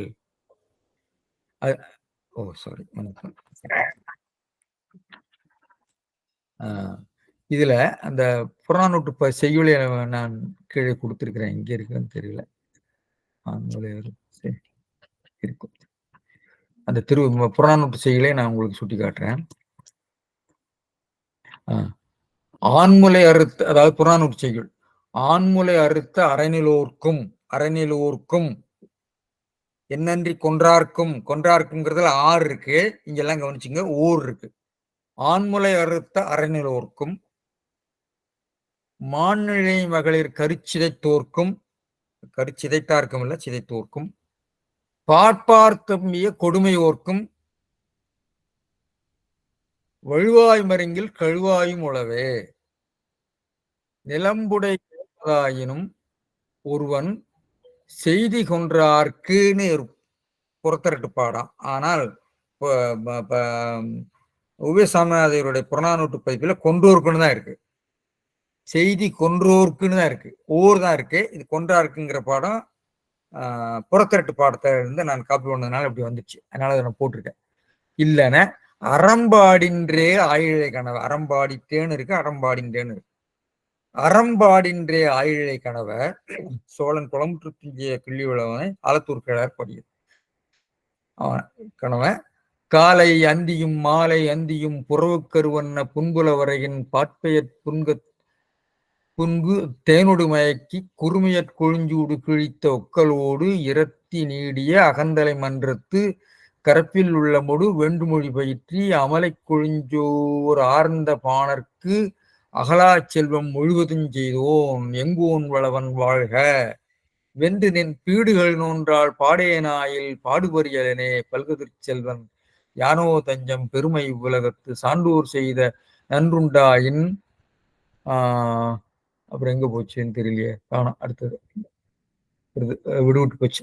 சரி, எனவே இது வந்து புறநானூற்றுல உள்ள பாட்டு. அதுக்கு நாம் ரொம்ப விவாதத்துக்கு போகல. அதுல வந்து இந்த செய்யுள்ள வரக்கூடிய இது வந்து ஆண்மலை அறுத்தரனோருக்கும் மானழி மகளிர் கருச்சியத்தோர்க்கும் பார்ப்பார்த்தபிய கொடுமையோர்க்கும் வழுவாய் மருங்கில் கழுவாய் முழவே நிலம்புடை பெயர்வதாயினும் ஒருவன் செய்தி கொன்றோர்க்கு உய்தி இல்லைன்னா அறம்பாடின்றே ஆயிழை கணவன் ஒன்று வருது. அப்ப இந்த அறம் என்பது திருக்குறளா என்ற ஒரு கேள்வி வருகிறது. அதை நமக்கு இறுதியில் விவாதிப்போம். அதுக்கு முன்னாடி இதை முடிச்சிருவோம். எனவே இதைத்தான் இந்த புறநானூற்றை நம்முடைய பரிமேலழகர் எடுத்துக்காட்டுகிறேன். பரிமேலழகர் எடுத்துக்காட்டுற போது என்ன சொல்லியிருக்காரு பாருங்க. பெரிய அறங்களை சிதைத்தலாவது என்று சொல்லி ஆண்மொழி அறத்தலும் மகளிர் கரிவனை சிதைத்தலும் பார்ப்பார்த்தவதும் முதலிய பாதங்களை செய்தல். இதில் அறம்பாடின்றேன் ஒன்று வருகிறது. அந்த அறம் திருக்குறளா? அப்ப திருக்குறளுக்கு பிற்பட்ட நூலா இது என்று ஒரு கேள்வி வருகிறது. அதை பற்றி நம்ம இறுதியில் பேசுவோம். இது செய் நன்றி கோரலின் கொடுமை கூறப்பட்டது. சரி, எந்த அறத்தை அழித்தவர்க்கும் தப்பி பிழைக்க வழி உண்டாம், ஒருவர் செய்த உதவியை மறந்து அழித்தவனுக்கு உய்வு இல்லை. இதெல்லாம் நம்ம எளியவருக்காக சொல்றேன். உலகில் எந்த நன்மை சிதைத்தவர்க்கும் அதிலிருந்து உய்யும் வழி உண்டு, ஆனால் பிறர் செய்த நன்றியை கொண்டவருக்கு உய்யும் வழியே கிடையாது என்று தமிழண்ணல் அதை வந்து அதனுடைய பொருள்நுட்பத்தை புரிந்து கொண்டு எழுதியிருக்கிறார். அதாவது செய் நன்றி கொள்ளுதல் செய்த நன்மைக்கு பதிலாக தீங்கு செய்தல் நன்றி மறந்தவர் என்னாது கொன்றவர் என்ற சொல்லாட்சி கருதத்தக்கது. உலகியல் நன்றி கொன்றவரை எனுமாறு நடந்து கொள்வோரே பலராவார். நன்றி கொண்டவர்ங்கிற அந்த சொல்லாட்சி உலகத்தில் இருக்குது. அது நன்றி மறந்தவர்னு சொல்லாம நன்றி கொன்றவர்னு சொல்லியிருக்கிறதுல ஒரு நுட்பம் இருக்கிறது. அவர் ஒரு நுட்பத்தை சொல்றாரு. சரி, எனவே இந்த வாக்கிய அமைப்புல பார்த்தீங்கன்னா 2 வாக்கியம் இருக்கிறது. ஒன்று, என்னன்றி கொன்றார்க்கும் உய்வு உண்டாம், முதல் வாக்கியம். செய் நன்றி கொன்ற மகற்கு உய்வில்லை, 2வது வாக்கியம். அதுதான் உய்வில்லை செய் நன்றி கொன்ற மகற்குன்னு சொல்றேன். இதே வாக்கியத்தை நாம வந்து லாஜிக்கல் சென்டென்ஸா மாத்திரம்னா என்னன்றி கொண்டாருக்கும் உய்வு உண்டாம். என்னன்றிங்கிறது எழுவாய் சப்ஜெக்டா வருது. வினைமுற்று தொடர், அதாவது டாபிக் அண்ட் கமன்னு சொல்றாங்க இல்லையா, வினைமுற்று தொடர். இது 2வது வினைமுற்று. உத்தேசியம் விதேயம், அதாவது என்னன்றி கொண்டார்க்கும், அதாவது இது வந்து கூ பெற்ற எழுவாய். அதாவது நம்ம வந்து எனக்கு பசிக்கிறதுங்கிற மாதிரி எனக்குங்கிறது எழுவாய் வர்ற மாதிரி உள்ள ஒரு வாக்கியம். உய்வு உண்டாம், உய்வு உண்டாகும். சரி, 2ஆம் வாக்கியம் தலைகிழ மாறுது. அதனுடைய இன்வர்ஷன் இருக்கு, தெர் இஸ் அன் இன்வர்ஷன். 2ஆம் வாக்கியம் வினைமுற்று முதல்ல வந்துருது. உய்வில்லை அது வந்து உத்தேசியமா மாறுகிறது, அதாவது டாபிக்கா மாறுகிறது. அதாவது அது வினைமுற்று தொடராக மாறுகிறது. வந்தான் சாத்தான், சாத்தான் வந்தான்ங்கிறது எழுவாய் வினைமுற்று, வந்தான் சாத்தான்னா வந்தான்ங்கிறது வினைமுற்று தொடர். எனவே வினைமுற்று முன்னாடி வந்துருது, இன்வெர்டட். அதுக்கு ஒரு எஃபெக்ட் இருக்கு, அது ஃபோக்கஸிங் சொல்லுவாங்க, அதாவது அதை அழுத்தி சொல்றதுதான். அப்போ உய்வில்லை யாருக்கு? செய் நன்றி கொன்ற மகற்கு. அது வந்து விதேயமாக வருகிறது, அது கமெண்டாக வருகிறது, அல்லது அது வந்து பயனிலையாக வருகிறது. அதாவது அது வந்து எழுவாய் வந்து பின்னாடி வந்துடுது. அப்போ வினைமுற்றுக்கு முக்கியத்துவம் வந்து உயிரை அடிச்சு பேசுறார். அது கிடையாது, நான் நல்லா ஒரு பொருள் எழுதிட்டேன், கிடையாது. சரி, அதுல ஒரு முக்கியமாக கவனிக்க வேண்டியது மகற்கு என்று சொல்லி இந்த 4ஆம் வேற்றுமை ஏற்ற அந்த வடிவம் மகனுக்கு கொடு அவனுக்கு அப்படிங்கிற மாதிரி அந்த அவனுக்கு அப்படிங்கிறது கடைசியில் இருக்குதுங்கிறத சுட்டி காட்டியிருப்பாங்க ஒரு ஆசிரியர். சரி, இதுல அதுக்கு நான் எடுத்துக்காட்டு கொடுத்துருக்கேன். திருக்குறளே நிறைய இடங்கள் வந்து அஞ்சுவோர்க்கு, ஆள்பவர்க்கு, இளவர்க்கு, இறைக்கு, உயிர்க்கு, செயற்கு, செய்க்கு, இதெல்லாம் இறுதியா வருது. திருக்குறள் இறுதியா வரக்கூடிய நிறைய இருக்கு. அந்த திருக்குறள் இறுதியா வர்றதுல இந்த பற்றுவடற்கு, வைத்தோளவர்க்கு, செவிக்கு, இன்பம் செவிக்கு என்று முடியும் என்று இந்த கூ என்று முடியக்கூடியதை மட்டும் நான் கொஞ்சம் தான் லிஸ்ட் பண்ணியிருக்கேன், எல்லாத்தையும் நான் பண்ணல. அப்போ அது மாதிரி திருக்குறள் அமைப்பு இருக்கிறது. இந்த நான்காம் வேற்றுமை உருவு ஏற்ற வேற்றுமை தொடரை திருக்குறளுடைய இறுதி அடியாக அமைக்கக்கூடிய முறை திருக்குறள்ல பரவலாக என்றால் திருக்குறள்ல சரி, திருக்குறள் பத்தி நம்ம இதுக்கு போயிட்டு அப்புறம் நான் அதை பத்தி பேசுறேன். இது என்னன்றி அப்படிங்கிறது பெரிய அறங்கள்னு எடுத்திருக்காரு. அதுக்கு அப்படி ஒரு பொருள் வந்து அகராதிகள்ல இருக்கு. பெரிய என்ற ஒரு பொருள் இருக்கிறது. அப்படிங்கிறது பெரிய அப்படிங்கிற பொருளையும் வரும். பெரிய அறங்களை என்று பரிமையாளர் பொருள் சொல்லியிருக்கார். எந்த அறங்களையும் சொல்லலாம், ஆனா பெரிய அறங்கள்னு அவர் சொல்றதுல ஒரு பொருள் இருக்கிறது. ஏனென்றால் அது வழக்கில் எப்படி இருக்கிறது, ஒரு வழக்கு, இது வந்து ஒரு வழக்கு நடைச்சை திருக்குறளாக இருக்கிறதுனால அவர் வழக்கிலிருந்து உள்ள பொருளை கொண்டு வந்திருப்பாரோன்னு எனக்கு தோணும். கொன்றார்க்கும் அந்த வந்து இழிவு சிறப்புமையாக வருகிறது. சிதைத்தார்க்கும்னு எழுதியிருக்காரு. கொண்டோருங்கிறதுக்கு சிதைத்தாருன்னு பொருள் எழுதியிருக்காரு, இழிவு சிறப்பு. மாநிலை மகளிர் கருச்சிதைத்தோர்க்கும் என்ற அந்த சொல்லையும் நினைவு பண்ணிக்கொள்ளணும், சங்க இலக்கிய சொல்லையும் நினைவு பண்ணிக்கொள்ளணும். அப்புறம் இதுல என்னென்று கொன்றார்க்கும் ஆர்க்கும் என்று ஆர் வடிவத்தை எடுத்திருக்கிறார். சங்க இலக்கியத்துல புறநானூற்று செய்தியில ஓர் வடிவம் இருக்கிறது. ஓர் வடிவம் பழமையானதா, ஆர் வடிவம், ஏன்னா திருக்குறள்ல ஆர் வடிவம் தான் இருக்கு யூனிஃபார்மா பார்த்தா, ஓர் வடிவம் இல்லை. ஆனா சங்க இலக்கியத்துல ஓர் வடிவம் இருக்கு. ஆனா அந்த ஓ அப்படிங்கிறது வந்தான், வந்தோன், வந்தார், வந்தோர் அப்படிங்கிறது கிளைமொழி வழக்கு வேறுபாடாக இருக்கலாம். அதனால மலையாளத்துல இந்த ஓர் வடிவம் உண்டு. எனவே பழந்தமிழில இந்த ஓர் வடிவம் வட்டார வழக்காக இருந்திருக்குமோ, சங்க இலக்கியத்தில் பரவலாக இருக்கிறது. அது காலத்தாலை முற்பட்டது பிற்பட்டது என்று பார்ப்பது ஒன்று. இன்னொன்று, அது ஒரு கிளைமொழி வழக்காகவும் இருந்திருக்கலாம்.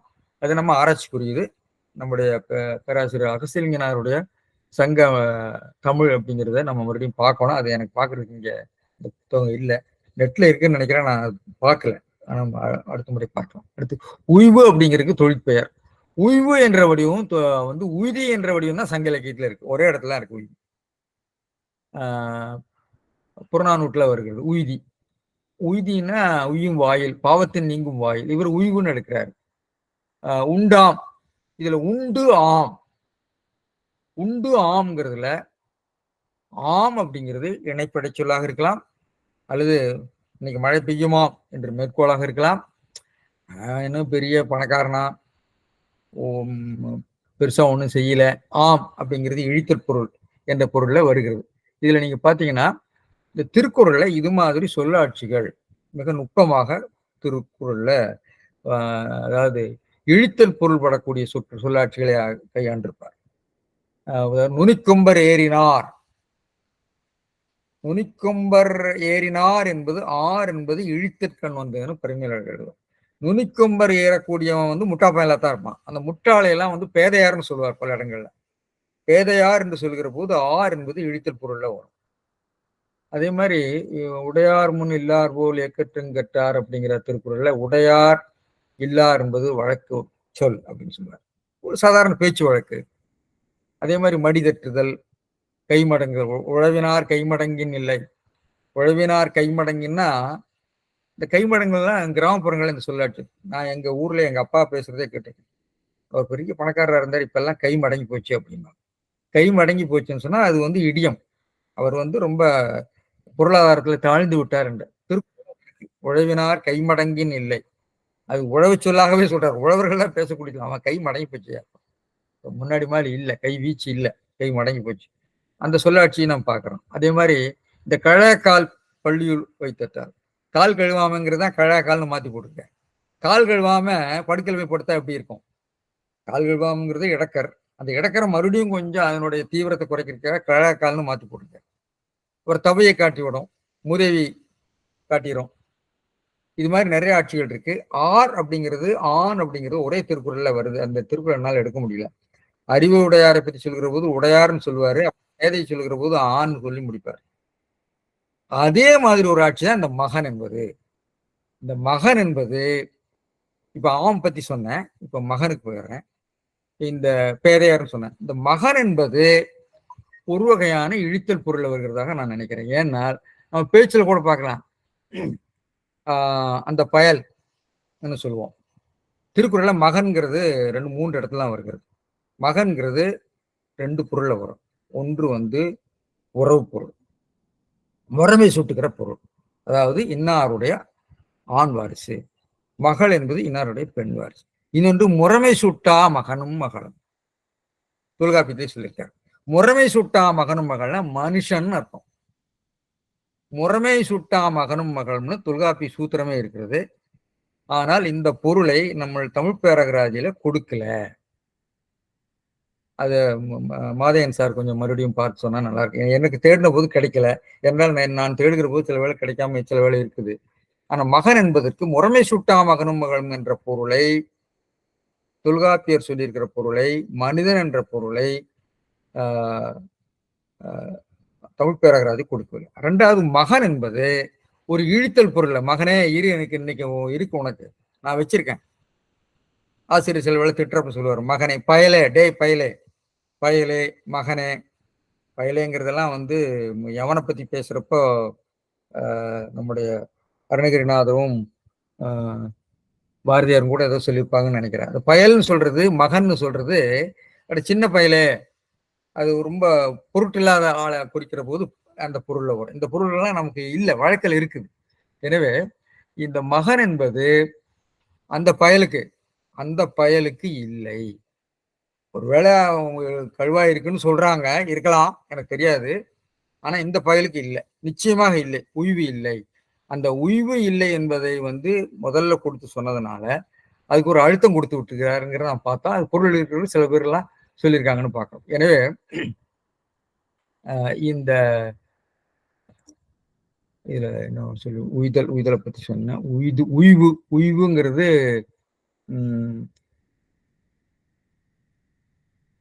திருக்குறள் உய்வு வந்து நமக்கு சங்க இலக்கியத்துல உய்வு தான் வருது. உய்தி ஒரே இடத்துல மட்டும்தான் வருகிறது. இந்த அந்த புறநானூற்றுல மட்டும்தான் வருது. திருக்குறள்ல உய்வு தான் அதிகமாக வருகிறதுன்னு பார்க்குறோம் இருக்கிறதுல. எனவே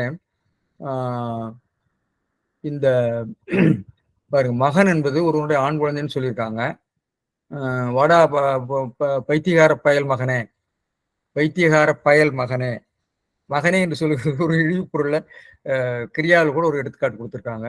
எனவே இந்த இந்த திருக்குறள்ல எண்ணன்றி என்பது பெரிய என்ற ஒரு பொருளும், என்பது இழிவு சிறப்புமையாகவும், உய்வு என்ற சொல் உய்தி என்று ஒரு ஆட்சியை நாம் பார்க்கிறோம். உய்வு என்று அவர் சொல்லியிருக்கிறார்.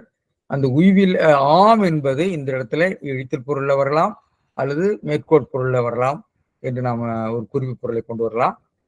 அடுத்தது உய்வில்லை என்பது அடிச்சு பேசுறார். 2வது இதுல உய்வில்லை, அவனுக்கு இருக்குன்னு சொல்லலாம், அவங்க சொல்லிட்டு போறாங்க, ஆனா நான் இல்லைங்கிறேன் சொல்ல.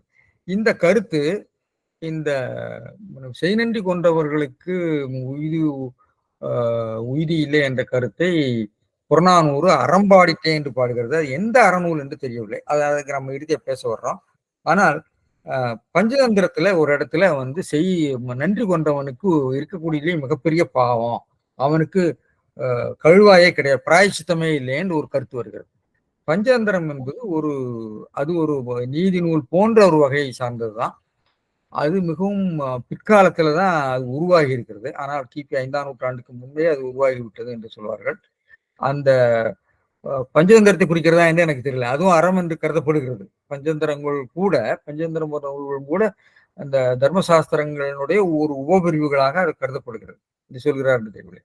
ஏனென்றால் நம்முடைய திருவள்ளுவருடைய கருத்துலகத்துல புராணங்கள் அல்லது பழைய இதிகாசங்கள், வரலாறுகள் எல்லாம் ரொம்ப உட்பொதிந்த எடுத்துக்காட்டுகள் அதிகம் இல்லை. ஆனா ஒரு சில இடங்கள்ல, உதாரணமாக வந்து அந்த களிறு என்று ஒரு இடத்துல சொல்லுவார், நரியடும் என்னது முதலை நீங்கின அதனை பிற களிறு அடும், அதாவது அந்த நரி கூட அடும் என்று சொல்வார். அதாவது போர்லே பல வீரர்களை கொல்லக்கூடிய யானையை ஒரு சின்ன நரி கூட தொட்டு விடுங்க. இதெல்லாம் வந்து இப்ப பஞ்சதந்திர கதைகள் இருக்குது. அதாவது அந்த கதைகளை உட்கொண்டாரா என்று நமக்கு தெரியவில்லை. ஆனால் வெளிப்படையாக திருக்குறளுடைய கருத்துலகத்துல இந்த புராண இதிகாச உருவகங்கள் 1-2 தான் வருகிறது. இந்த பாடியளம் தான், தாமரை கண்ணான் போன்றதை தவிர, அல்லது வந்து தவ்வை போன்றதை தவிர அதிகமாக இல்லை. எனவே அவருடைய கருத்துலகத்துல இது நிச்சயமாக பஞ்சதந்திரம் இருந்திருக்கும் என்றே என்பது என்னுடைய கருத்து. தெரியல, பஞ்சதந்திரத்தை உட்கொண்டதா என்று எனக்கு தெரியல. சரி, இப்படி இருக்கட்டும். இதுல 2 கருத்தை இறுதியா நாம டிஸ்கஸ் பண்ணோம்னா, இந்த பார்ப்பார் என்ற ஒரு சொல்லை பத்தி ஒரு விவாதம். இரண்டாவது, இந்த மகற்கு அப்படிங்கிறதுல மகன் அப்படிங்கிறது மகனுடைய செய்நன்றியை கொள்ளுகிறது என்று ஒரு கருத்து இருக்கிறது. மகன்கிறது முறைமை சூட்டுகிற மகன், அதாவது சன்ஸ் இன்கிராட்டிடியூட் இதான் பேசுகிறதுன்னு ஒரு கருத்து சொல்றவர்கள் இருக்கிறாங்க. ஆனா 2 கருத்தை பற்றி நாம் இறுதியில பேசலாம். அது பேசுறதுக்கு முன்னாடி இந்த மேற்கோளை சொல்லிக்கிட்டு நான் போகிறேன். எண்ணன்றி என்பதற்கு பிரபாகரன் இருக்காரான்னு தெரியல. இந்த எண்ணன்றிங்கிறது ஓசையற்று வந்திருக்குதுன்னு சொல்றாரு. மூவசையினால் சீராகி அவ்வளவில் ஓசையற்று நின்றதுங்கிறார். எண்ணன்றி ஒன்றா இருக்குங்கிறதுல ஓசை இல்லைங்கிறார். அது எனக்கு எப்படி விளக்குறதுன்னு எனக்கு தெரியல. ஆனா எண்ணன்றி கொண்டாருங்கிற மாதிரி உள்ள மூவசையில தொடங்கக்கூடியதுகளே திருக்குறள் இருக்குது. இங்கே ஏன் ஓசை கெடுகிறது என்றது ஓசையற்று நின்றதுங்கிறாரு. அது என்னன்னு எனக்கு புரியல, அது யோசிக்கணும். அடுத்தது, கொன்ற என்பது சிதைத்த என்ற பொருள் விடுவதற்கு நம்முடைய நச்சினார்க்கினியரே அதை எடுத்து காட்டியிருக்கார் தன்னுடைய உரையில. நச்சினார்க்கினியருடைய சிந்தாமணி உரையில நஞ்சினை கொன்ற நன்றினை சிதைத்த என்ற பொருள் வர்றதுக்கு இதை எடுத்துக்காட்டுன்னு சொல்லியிருக்காரு. இது பாவி அணிக்கு மேற்கொள்ளா இந்த திருக்குறளுடைய சாரமாக இருக்கிறதுன்னு ஒரு கருத்து சொல்லியிருக்காரு. அடுத்ததாக, மகற்கு என்பது கடைசியில 4 உணர்வு கொண்டு முடியக்கூடிய ஒரு செய்யுளுக்கு இது எடுத்துக்காட்டாக ராமானுஜ கவிராயர் சொல்லியிருக்காரு. ஆனா நிறைய இருக்கு அதுல. அதுல என்ன சிறப்பு என்று எடுத்துக்கல. இதுல 2 கருத்தை நான் சொல்லி முடிச்சிடுறேன். இந்த ஒப்பை பகுதியில் வரக்கூடிய ஓர் அப்படிங்கிற வடிவம் இருக்கிறது. அதனால சில பேர் திருக்குறளை பார்த்து இந்த புறநானூறு வந்ததா, அந்த அறம் என்பது திருக்குறளை குறிக்கிறது என்று சொன்னால் புறநானூறு பிற்பட்டு போய்விடுமே என்ற ஒரு கவலையோடு அதை சொல்லுவாங்க. ஆனால் இதுல ஒரு சின்ன ஒரு சிக்கல் என்ன, ஓர் என்ற வடிவம் இருக்கிறது. ஓர் என்ற வடிவத்தை நீங்கள் பழமையான வடிவமாக எடுத்தால் திருக்குறள் 6 என்ற வடிவத்தை தான் பயன்படுத்துகிறது. ஓர் என்ற வடிவம் சங்க இலக்கியத்திலாம் இருக்கிறது. அது அந்த காலத்துக்கு முற்பட்டதாக இருக்குமோ அந்த மொழியை வைத்துக்கொண்டு என்று யோசிக்க வேண்டியிருக்கிறது. அது ஒன்று. இரண்டாவது, இதுல பார்ப்பார் தப்பிய கொடுமை என்ற ஒரு வடிவம் வருகிறது. பார்ப்பார் தப்பிய வடிவம் என்பது குறவர் தப்பிய என்று, அதை பத்தி நம்முடைய நண்பர் மணி வந்திருக்காருன்னு தெரியல. மணி அரிமானோக்குள்ள ஒரு கட்டுரை எழுதியிருக்காரு. இந்த செய்யுள்ள புறநானூற்று செய்யுள்ள பார்ப்பார் தப்பிய என்ற வடிவத்தை பார்க்கிறோம். உரையாசிரியரும் பார்ப்பார் என்றுதான் எடுத்திருக்கிறார். புறத்திரட்டிலே அப்படித்தான் இருக்கிறது. பரிமேலழகர் உரையிலும் அப்படித்தான் இருக்கிறது. பரிமேலழகர் உரை எட்டுச்சுவடியை நான் பார்த்தேன், அதிலும் பார்ப்பார் என்றுதான் இருக்கிறது. ஆனால் இதை குறவர் என்ற பாடமும் உண்டு என்று சொல்லி அவ்வை துரைசாமி பிள்ளை குறவர் தப்பிய என்ற பாடம் கொண்டு எழுதியிருக்கிறார். அப்போ அவர் அதுக்கு ஆதாரம் கொடுக்கவில்லை. அந்த ஆதாரங்களை தேடி மணி ஒரு கட்டுரை எழுதியிருக்கிறார். அவர் சொல்லுவது என்னென்றால், எல்லிஸ் அவர்கள் திருக்குறள் பரிமேலழகர் உரையை மொழிபெயர்த்த போது அவர் பார்ப்பார் தப்பிய என்றுதான் உள்ளே கொடுத்திருக்கிறார். அதில் மேற்கோளாக கீழே புறநானூற்றை எடுத்து காட்டுகிற போது குறவர் என்ற பாடமுடைய மேற்கோளை மேற்கோள் காட்டியிருக்கிறார். எனவே எல்லிஸுடைய காலத்திலேயே எல்லிஸ் எட்டுச்சுவடியை பார்த்துத்தான் மேற்கோள் கொடுப்பார். எனவே அவர் பார்த்த எட்டுச்சுவடியிலே குறவர் என்ற பாடம் இருந்திருக்க வேண்டும் என்று யோசிக்கிறார். இரண்டாவது, ஆறுமுக நாவலர் பதிப்பித்த ஒரு பதிப்பில 1868 சொல்றாரு. அதிலும் மேற்கோளாக கீழே வருகிற போது அதுக்கு குறவர் என்ற பாடத்தை கொடுத்துருக்காங்க. பிறகு வைமுகோவுக்கு முன்னாடி உரை எழுதின ஒருத்தர் அவரும் குறவர் என்ற பாடத்தை கொடுத்திருக்கிறாரு. எனவே குறவர் என்ற பாடம் புறநானூற்று சுவடிகளிலே இருந்திருக்கும் போல் இருக்கிறது. எனவே அந்த பாடத்தை துரைசாமி பிள்ளை கொடுத்திருக்கிறதாக சொல்றாரு. ஆனால் நிறைய பேர் இதை பத்தி பெரிய கட்டுரைகள் எழுதுறாங்க. சாமிநாதையர் மறைத்து விட்டார்கள். சாமிநாதையருக்கு கிடைத்த சுவடிகளிலே அவருக்கு இந்த பாடம் கிடைக்காமல் போயிருக்கிறார். ஏனென்றால் இன்றைக்கு இதை பேராசிரியர் விஜய் வேணுகோபால் அவர்கள் ஆராய்ச்சி செய்து கொண்டிருக்கிறார். அவர்கிட்ட கேட்கணும், அவர் கிடைத்த சுவடிகள் இருக்கிறதா என்று கேட்கணும். எனவே சாமிநாதையர் மறைக்க வேண்டிய அவசியமே இருந்திருந்தால் கொடுத்திருப்பார். ஆனால் எல்லிஸோ அல்லது மற்றவர்களோ சொல்லக்கூடிய எடுத்துக்காட்டை அவர் ஆதாரமாக கொள்ள வேண்டிய அவசியம் இல்லை என்று எனக்கு தோன்றுகிறது. எனவே அவரை குற்றம் சாட்ட வேண்டிய அவசியம் இல்லை என்பது என்னுடைய கருத்து. ஒன்று. இரண்டாவது, இந்த பார்ப்பார் என்ற சொல்லுக்கும் குறவர் என்ற சொல்லுக்கும் பொருள் ஒன்றுதான். ஏனென்றால் குறவர் என்று சொன்னால் குரு தன்மையிலே இருக்கக்கூடியவர்கள் குறவர்கள், மூத்தவர்கள் என்ற அர்த்தம். இருமுது குறவர் என்று சொல்கிற அடையொடுத்து சொல்கிற போது அப்பா அம்மாவை குறிக்கும், மற்றது குருக்களை குறிக்கும்.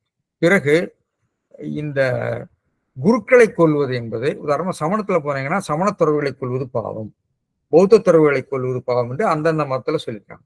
அதே மாதிரி வைதிக சமயத்துல வைதிக சமய குருக்களாகிய பார்ப்பார்களை கொள்வது பாவம், பிரம்மகத்தி தோஷம் என்பது எல்லா மத நூல்கள் எல்லா அறநூல்களிலும் சொல்லப்பட்ட கருத்து தான். அதனால பார்ப்பார் என்று சொன்னாலும் குறவர் என்று சொன்னாலும் ஒரு பெரிய பொருள் வேறுபாடு வந்துவிட போவதில்லை. அதை நாம் மிக நுட்பமாக பார்த்து அதிலே ஏதோ ஒரு உள்நோக்கம் இருப்பதாக கருதுவது பொருத்தமாக எனக்கு படவில்லை. ஒன்று.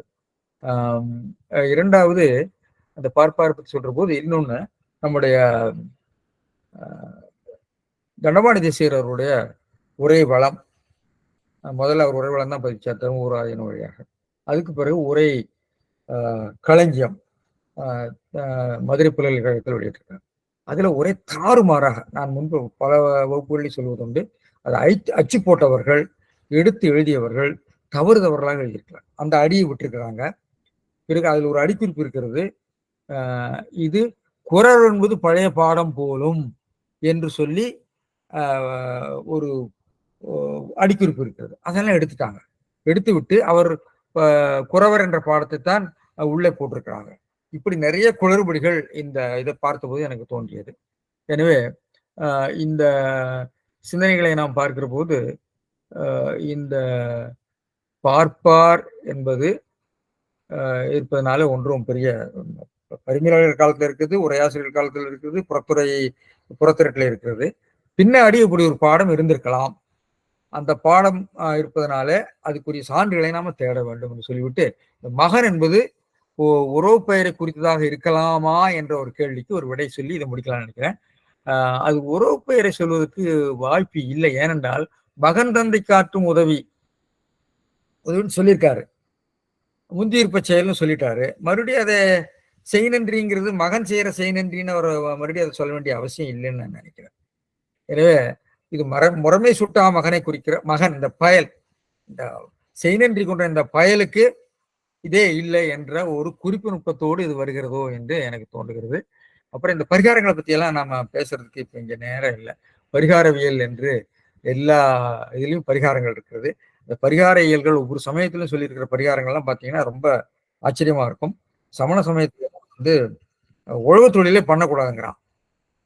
திருவள்ளுவர் சமணர்னு சொல்றான். ஆனா அவர் சமணத்தை அப்படியே பின்பற்றல, உழவுன்னு ஒரு அதிகாரம் போட்டிருக்காரு.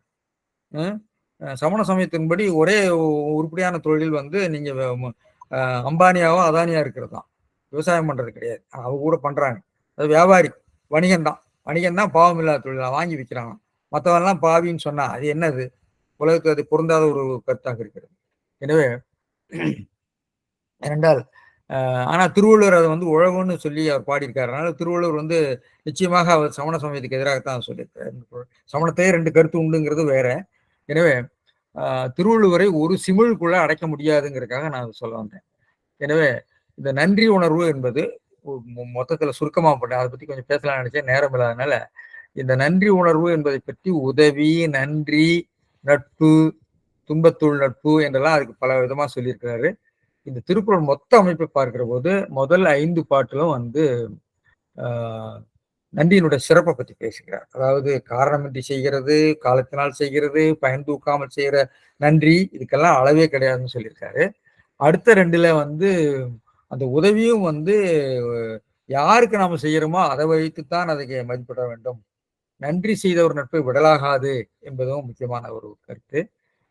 அதாவது நன்றி செய்தவருடைய நட்பு மிக முக்கியமானது, அதை விடலாகாது, மறக்கலாகாது சொல்லியிருக்கிறார். நட்புடைய சிறப்பு, நட்புடைய விடலாகாது.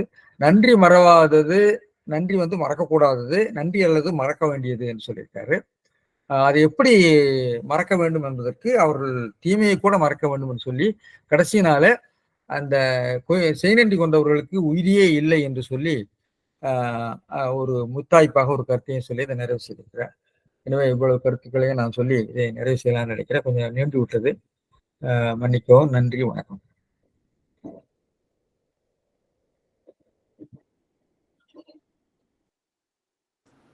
மகன்ற சொல்ல மகனல் பதடிய மக்கட் பதடியனல்னு பயன்படுத்தி இருக்காருல்ல. அங்கேயும் வருது இல்ல, அத 3 இடத்துல எங்க வருதுமா, 3 மகன்னா இடத்துல. ஒண்ணுல இதுலதான் சொல்றாரு. இல்ல நீங்க வந்து அவனை ஒரு பயல் அப்படி, நம்ம சாதாரண அந்த பயலுக்கு ஒண்ணும் கிடையாது அப்படின்னு சொல்ற மாதிரி கேக்குதா பொருள் எடுத்தீங்க. ஆனா மகனல் மக்கட் பதடியனல் அப்படின்னு சொல்லும் போது வந்து அந்த அளவுக்கு டீக்ரேடிங்கா இல்லல்ல. அவனை ஒரு மகன்னு சொல்லாத, மனுஷன்னு சொல்லாத. 3 பொருள் சொன்னேன் இல்லையா. ஒண்ணு வந்து முறைமை சூட்டுகிறது, முறைமை சூட்டா பெயர், முறைமை சூட்டாவில இது வந்து இழித்தல் பொருள், 3வது பொருள். இதுல எந்த மனுஷனுக்கும் கிடையாது அப்படின்னு கூட சாதாரணமாவே எடுத்துக்கலாம்ல.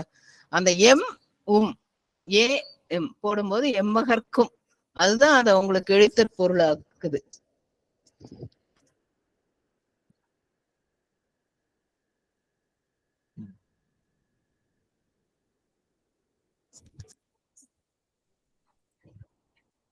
சார் வணக்கம் சார், நான் பிரபாகரன் பேசுறேன் சார். பிரபாகரன், அது என்ன ஓசை குறையுதுங்கிறாரு, என்ன அது எனக்கு புரியல, ஏதாவது விளக்க முடியுமா உங்களால? யார் சார் அதை சொல்றது? இளம்பொருள் சொல்றாரு. ஆமா, இதுல ஓசை குறையறதுதான் அவங்க உரையாசிரியர்கள் சொல்றாங்க. எப்படி குறையுது, ஏன் குறையுது, விளக்கம் கொஞ்சம். மாசேர்வாய் மாசேர்வாய் மாசேர்வாய் மாசேர்வாய் 4 இல்ல எல்லாமே உங்களுக்கு தேமாங்காய் சீர் வருது. இது 12 எழுத்தடி. இதுல வந்து காய்மன் நேர் வந்து வெண்சீர் வெண்டலை வந்தாலும் இது வந்து ஓசையை வந்து தலை இல்லாம நீங்க பாத்தீங்கன்னா, ஓசையை நுட்பமா காது வழியா உணரக்கூடிய ஒரு ஆற்றலோடு பார்க்கக்கூடியவங்களுக்கு சில தலை தட்டும்ங்கிறாரு பேராசிரியர். அது ஓசை குறையுது, மாசேர்வாய் மாசேர்வாய் மாசேர்வாய் மாசேர்வாய் 12 எழுத்தடி இங்கே தான் இருக்கு, அதே வாய்ப்பாடுதான். அதை எப்படி மாத்தணுமாம்னா, மாசேர்வாய் மாசேர்வாய் பாதிரி பாதிரின்னு மாத்தினா அந்த இடத்துல செப்பல் ஓசையில எந்த பிரச்சனையும் வராதுன்னு சொல்லி பேராசிரியர் சொல்றாரு. இளம்பொருணரும் சொல்லியிருக்காரு, இவர் பேராசிரியரும் ரொம்ப விரிவாட்டி பேசியிருக்காரு. அது மாதிரி மாசேர்வாய் மாசேர்வாய் மாசேர்வாய் வருவாய்க்கும் அப்படி சொல்லியிருக்காரு. இல்ல இப்ப எங்களுக்கு புரியுற மாதிரி சொல்லுங்க, பொதுவா எல்லாருக்கும் புரியுற மாதிரி. இந்த இடத்துல எப்படி குறையுது என்னன்றீங்கிறது. அதாவது இப்போ 12 எழுத்து அடி ஆனாலும் ஒரு அடியில எல்லாமே தேமாங்காய் சீர் வந்தால் அங்க வந்து வெண்பாவினுடைய செப்பல் ஓசை பிறக்காது, களி ஓசை தான் பிறக்கும். ஓசையே கருவியாக கொண்டு பார்த்தால்னு சொல்லி பேராசிரியர் சொல்றாரு. அப்ப என்னன்றீங்கிறதுல ஓசை குறையுதா? இல்ல இந்த இடத்துல வந்து இல்ல பிரபாகரன் சொல்ற எடுத்துக்காட்டு, இல்ல நீங்க பிரபாகரன் சொல்ற எடுத்துக்காட்டுலாம் சார் எல்லாமே நெடிலா இருக்கு பாருங்க. மா சேர்வாய் அப்படி வருது. இங்க பாத்தீங்கன்னா என் நன்றி எல்லாமே குறிலாயிருது. அப்ப குறிலாகும் போது எப்படி இருந்தாலும் அந்த அளவுக்கு அந்த நெடிலுக்கு இருக்கிற ஓசை வராது. மேடம் இது சமஸ்கிருத வியாப்பு இல்ல, அது நெடில் குறி சமஸ்கிருத வியாப்பு வேண்டியது இல்ல. இல்ல இல்ல இப்ப நீங்க சொன்னதை புரிஞ்சுக்கல. நீங்க நான் என்ன சொல்றேன்னா, நீங்க சொன்ன எடுத்துக்காட்டுல நெடில் இருக்கு. அப்ப நெடில் போயிட்டு இருக்கும்போது ஒரு ஓசை வருதுன்னா, இப்ப வந்து இப்போ தேமாங்காய் அப்படின்னு இருக்குல்ல, தே வந்து நெடில், மா நெடில், காய் நெடில். ஆனா அதே நேரத்துல குறில் இருந்தாலும் உங்களுக்கு நேர் நேர் நேர் வந்துரும். இப்ப இந்த இடத்துல வந்து குறில் வந்து நேர் நேர் நேர் வருது. சோ அதனால ஒருவேளை அவர் வந்து ஓசை பத்தல அப்படின்னு சொல்லி இருக்கலாம் என்பது என்னுடைய கருத்து. இருக்கலாம் போலதான் இருக்கு. அதுதான் அப்படி எனக்கு தோணுது. அதுதான் எனக்கு தெரியல. நீங்க சொன்னதை வச்சுதான் நான் சொல்றேன். நான் இலக்கண நூல்களுக்கு எல்லாம் போகல. நீங்க கொடுத்த விளக்கத்துல இருந்து இங்க எல்லாமே குறிலாக இருப்பதனால அவர் சொல்ற மாதிரி சில நேரங்கள்ல ஓசை கொஞ்சம் தட்டுப்பட்டிருக்கலாம், குறைந்திருக்கலாம். இதற்கு முன்புள்ள திருக்குறள் கொன்றண்ணன் இருக்கு இல்லையா, அதுவும் மூவாசி சீர் தானே வருது. சார் இதுல ஆக்சுவலா தமிழை பொறுத்த வரைக்கும் நெடில் குறில் பிரச்சனை வராது. இது மாதிரி நீங்க வந்து மேல மாசேர்வாய் அது 4ஐயும் போட்டுக்கிட்டு நெடில் போட்டுட்டு கீழே மாத்தினாலும் உங்களுக்கு செப்பலோசையை கொண்டு வந்துடலாம்னு சொல்லுவாரு. அதான் கீழே வந்து நீங்க வந்து விளச்சீர்களை போடாலும் அது விளச்சீர்களை போட்டும் நீங்க அதை எடுத்துட முடியும், அந்த ஓசையை செப்பல் ஓசையை எடுத்துட முடியும். மேல 4 சீரும் நெடில் எல்லாமே நெடிலா வந்திருந்தா கூட கீழே நீங்க அட்ஜஸ்ட் பண்ணி இருக்கக்கூடியதை மாத்திக்கிட்டீங்கன்னா கூட உங்களுக்கு செப்பல் ஓசை கொண்டு வர முடியும்னு இன்னொரு இடத்துல சொல்லுவாரு. சரி, நீங்க நீங்க நீங்க அதை விடுங்க. இப்ப இது விளங்கி கொள்றது மறவற்க இருக்கு, கொன்றன்ன, எண்ணன்றி, இந்த மூன்றுலையும் எப்படி வந்து இது ஓசை குறையுதா? அது எப்படி உணர்ந்து கொள்றது? அது நமக்கு அது நீங்க உரையாசிரியர்கிட்ட கேட்டால் கஷ்டம். என்ன கேட்டாலும் இல்ல, நான் எப்படி விளங்கி கொள்றது? எனக்கு விளங்கல, சார் அதனால கேட்டேன். இல்ல எல்லாருக்கும் சார் வணக்கம் சார். சார் காமாட்சி பேசுறேன். சொல்லுங்க. எதுகை அடிப்படையில ஓசை குறைவுன்னு சொல்லிடலாமா சார்? காரணம் என்னன்னா, செய் நன்றின்னு வந்துட்டு பின்னாடி வர்றதுல என் நன்றின்னு வந்திருக்குது. ஆனா இடையில வரக்கூடிய எதுகையில மட்டும்தான் அந்த ஒரு எழுத்து மாறி வருது. ஏன்னா பெரும்பாலும் அது ஆசிரியட்ட எதுகை சார், அது ஆசிரியட்ட எதுகை, அதுல பிரச்சனை இல்ல. பெரும்பாலும் குரல்கள்ல பார்த்தோம்னா இந்த மாதிரி எதுகை எல்லாமே சரியா வந்திருக்கும். அதன் அடிப்படையில ஓசை குறைவுன்னு சொல்ல வந்தாருங்களா? இல்ல, எதுகை அடிப்படையில ஓசை குறையாது. நீங்க சொல்றது போல, இப்ப நீங்க சொல்றது போல, மேடம் சொன்னது போல எல்லாமே நேர் வந்துருது. நீங்க சொன்னதுலயும் நீங்க சொல்றது போல எல்லாமே நெடில் வந்தும் வரலாம், அல்ல குறில் வந்தும் வரலாம். அங்கேயும் குழப்பம் இல்லை. அப்போ எதுகை அடிப்படையில அந்த இதை வந்து அவர் அச்சீவ் பண்ணிருக்கலாமா அப்படின்றதுதான் அவர் சந்தேகம். இல்ல, எதுகை அடிப்படையில வராது சார். ஏன்னா நிறைய எதுகை இருக்கு. எதுகைங்கிறது ஓசையை தீர்மானிக்கக்கூடிய ஒரு உறுப்பு இல்லை அடிப்படையில. அதனால எதுகையால எந்த பிரச்சனையும் வராது. இதுல அவர் சொல்லக்கூடியது வந்து இந்த எழுத்தெண்ணிக்கையும், இந்த பா என்கிற உறுப்பு, தூக்கு என்கிற உறுப்பு, தலை என்கிற உறுப்பு. இது தலைய வந்து தொல்காப்பியர் வந்து உறுப்பா சொல்லல. அதனாலதான் இளம்பூனர் என்ன சொல்றாருன்னா, தலைய பார்க்கவே இல்லை. உரையாசிரியர்கள் கட்டளை அடியை பத்தி பேசும்போது அவங்க தலைய பார்க்கவே மாட்டாங்க. தன்சீர் உள்வழி தலைவகை வேண்டான்னு தான் தொல்காப்பிய சூத்திரம். அதனால தலை வந்து ஒரு பெரிய விஷயம் இல்லை அவங்களுக்கு. அவங்களுக்கு தூரத்துல இருந்து ஒருத்தன் பாடக்கூடிய ஒரு பாட்டை செவிப்புலன், அதாவது அந்த அந்த ராகங்கள்ல எல்லாம் அவங்க ஒரு திறம்பட்ட ஒருவன் கேட்கும் போதே அது இன்னது, அதுல இன்ன ஓசை குறையுது அப்படின்னுங்கிறத வல்லார்கள் கண்டுபிடிப்பாங்க. அந்த அடிப்படையில பார்க்கும்போது என்னண்டி இந்த 12 எழுத்தடி இதுல அந்த வாய்ப்பாடுகள்லாம் சொல்றாரு. 12, 13, 14 எழுத்தடிகள் இப்படி வரும்போது இதுக்கு மட்டும் சொல்லல அவரு. மா சேர்வாய் மா வருவாய்க்கும் சொல்றாரு. அடுத்த மா சேர்வாய் மா வருவாய், மா சேர்வாய் மா வருவாய், அங்கேயும் உங்களுக்கு குறில் உள்ளதுக்கு அவர் சொல்றாரு. அதனால இது வந்து தூக்கு பா என்கிற ஒரு உறுப்பு இருக்கு இல்லையா, அந்த ஒரு உறுப்பு அடிப்படையில அவர் வந்து அதான் தொல்காப்பியத்துக்கும் யாப்பருங்கலத்துக்கும் இருக்கக்கூடிய பெரிய வித்தியாசமே அந்த கட்டளை அடி. அவங்க அந்த தொல்காப்பியர் சொன்ன கட்டளை அடிய ரொம்ப ஷார்ப்பா அவங்க விளக்குறாங்க. ஏன்னா தலை வந்து ஒரு உறுப்பு இல்லை தொல்காப்பியத்துல. ஆனா அவங்களுக்கு யாப்பருங்கலத்தாருக்கு வந்து தலையை தவிர வேற எதுவும் அவங்களுக்கு துணையே இல்லை. அவங்களுக்கு இந்த மாதிரி தூக்குங்கிறது ஒரு உறுப்பு அவங்க சொல்லவும் இல்லை. யாப்பருங்கலத்துல மட்டும் முதல் சூத்திரத்துல சொல்லியிருக்கிறாங்க. ஆனா அதை வந்து அவங்க விளக்கவும் இல்லை, அதை பத்தி அவங்க கவலைப்படவும் இல்லை.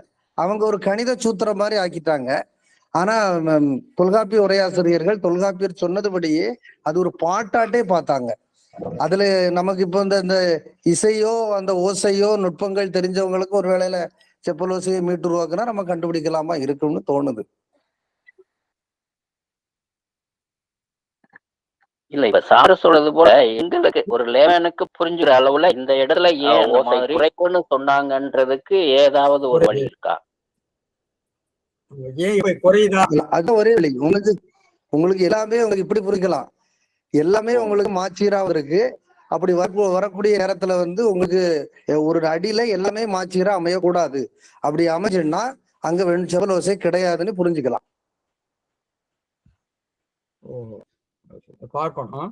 அதுக்கு நம்முடைய இளம்புறர் உரைக்கு விளக்கம் எழுதியிருக்கக்கூடிய பேராசிரியர்கள் யாரும் எழுதியிருக்காங்கன்னு பார்க்கணும். நான் அதான் பார்க்கல.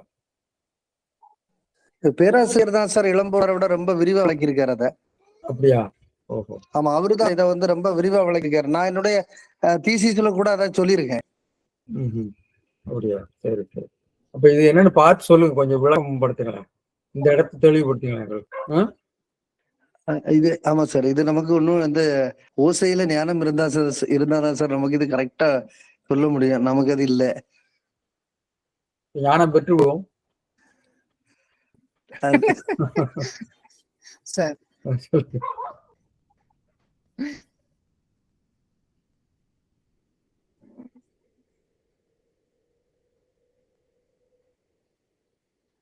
சார் சொல்லுங்கம்மா.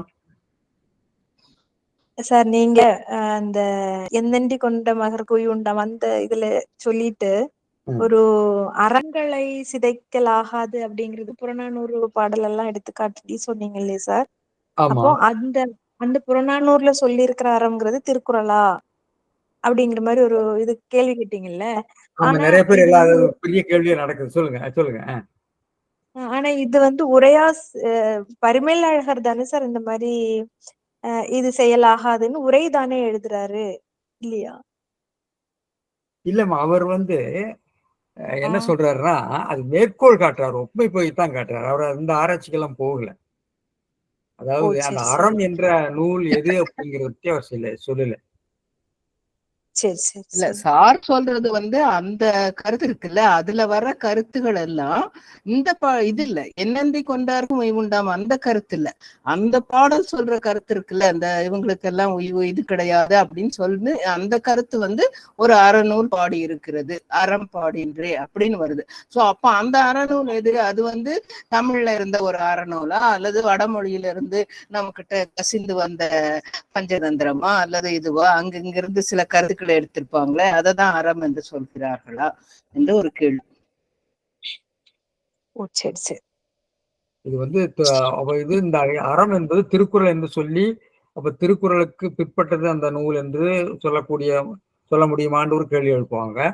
இல்ல அதுக்கு முன்னாடியே ஒரு நூல் இருந்ததுன்னு சொல்லுவாங்க. அதுதான் கேள்வி. ஆனா இதுல எனக்கு உள்ள சிக்கல் என்னன்னா, இந்த ஓர் என்ற வடிவம் ஒரு சிக்கலை ஏற்படுத்துது. அது கொஞ்சம் பழமையானதா தோணுது. சரியா இந்திரா நான் சொல்றது? இல்ல சார், நமக்கு வந்து எழுதப்பட்ட அறநூல்கள் இல்லாம இருந்திருக்கலாம். நம்ம வந்து வடமொழியிலிருந்து கருத்துக்களை பெற்றிருப்போம், கண்டிப்பா பெற்றிருப்போம்.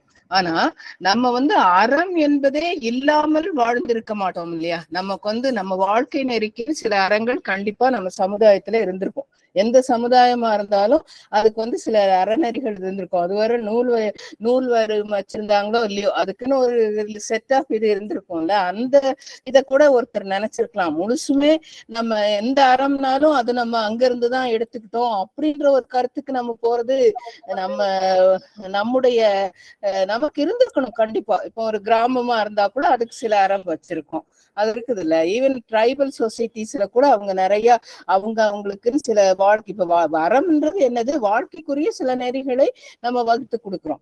அதே மாதிரி ஒரு அரசு அமைப்பும் நமக்கு இருந்திருக்கும். அவரோட பெரிய அரசா இருந்திருக்காது, ஆனா ஒரு கிராம அரசு அமைப்போ இந்த அமைப்போ ஏதோ இருந்திருக்கும். அப்போ அது எப்படி இயங்குவதுன்றதுக்கும் அவங்களுக்குள்ள ஒரு அமைப்பு இருந்திருக்கும்ல. இந்த அமைப்புகள்ல இருந்தும் வள்ளுவர் பெற்றிருக்கலாம், வெளியே இருக்கிறதையும் பெற்றிருக்கலாம், ரெண்டுமே இருந்திருக்கும்ல.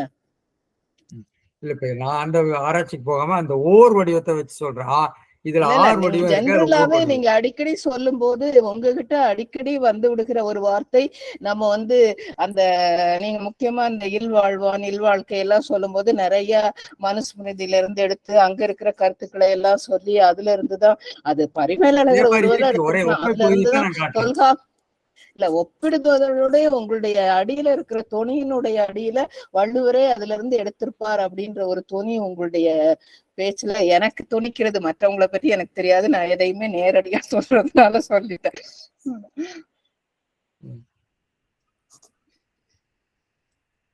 இப்ப வந்து தொல்காப்பியத்துல வந்து பூப்பின் பிற்பாடுன்னு இருக்கு இல்லையா, அது மனுஸ்மிருதியில இருக்கு. எல்லாமே நம்ம எடுப்போம், அதை வந்து கண்டிப்பா அங்கிருந்து கொஞ்சம் கொஞ்சம் நமக்கு வந்திருக்கும். ஆனா சில நேரங்கள்ல நம்முடைய தொனி வந்து எல்லாமே நம்ம அங்கிருந்துதான் நம்ம பெற்றிருப்போம் என்ற அளவுக்கு நம்முடைய தொனி போவது சரியா? இதுதான் என்னுடைய கேள்வி. அந்த தொனி உங்களிடத்தில் சில நேரம் தொனிப்பதாக எனக்கு தோன்றுகிறது, நான் உங்களுடைய வகுப்புகளை கேட்டது.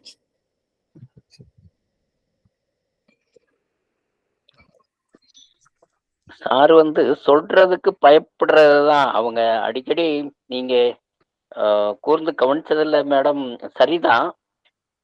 அந்த இது வரும்போது நாம பிற்காலத்துக்கு தள்ளிடுவோமோ, அல்லது எல்லாமே கடன் வாங்கப்பட்டதுன்றது போல கொண்டு வந்துரும் சார சொல்றாங்க அப்படின்னு சொல்லிட்டு பல பேர் பேச ஆரம்பிச்சிருவாங்களோன்றது போல நம்ம இப்போ இந்த உரைகள்ல பார்த்தோம்னாக்கும் நிறைய நாம இதுல யூடியூப்ல போட்டது எல்லாமே பார்த்தோம்னாக்கும் அந்த தோணி சரியா தெரியும். ஆனா நம்மளே வந்து குறைத்து மதிப்பிடுறோமோ அப்படின்ற ஒரு தோணியில அதை கொஞ்சம் மாத்தி மறுபடியும் பாலிஷ் பண்ணிட்டு சார் போய்கிட்டு இருக்காருன்னு தான் எனக்கு தோணுது.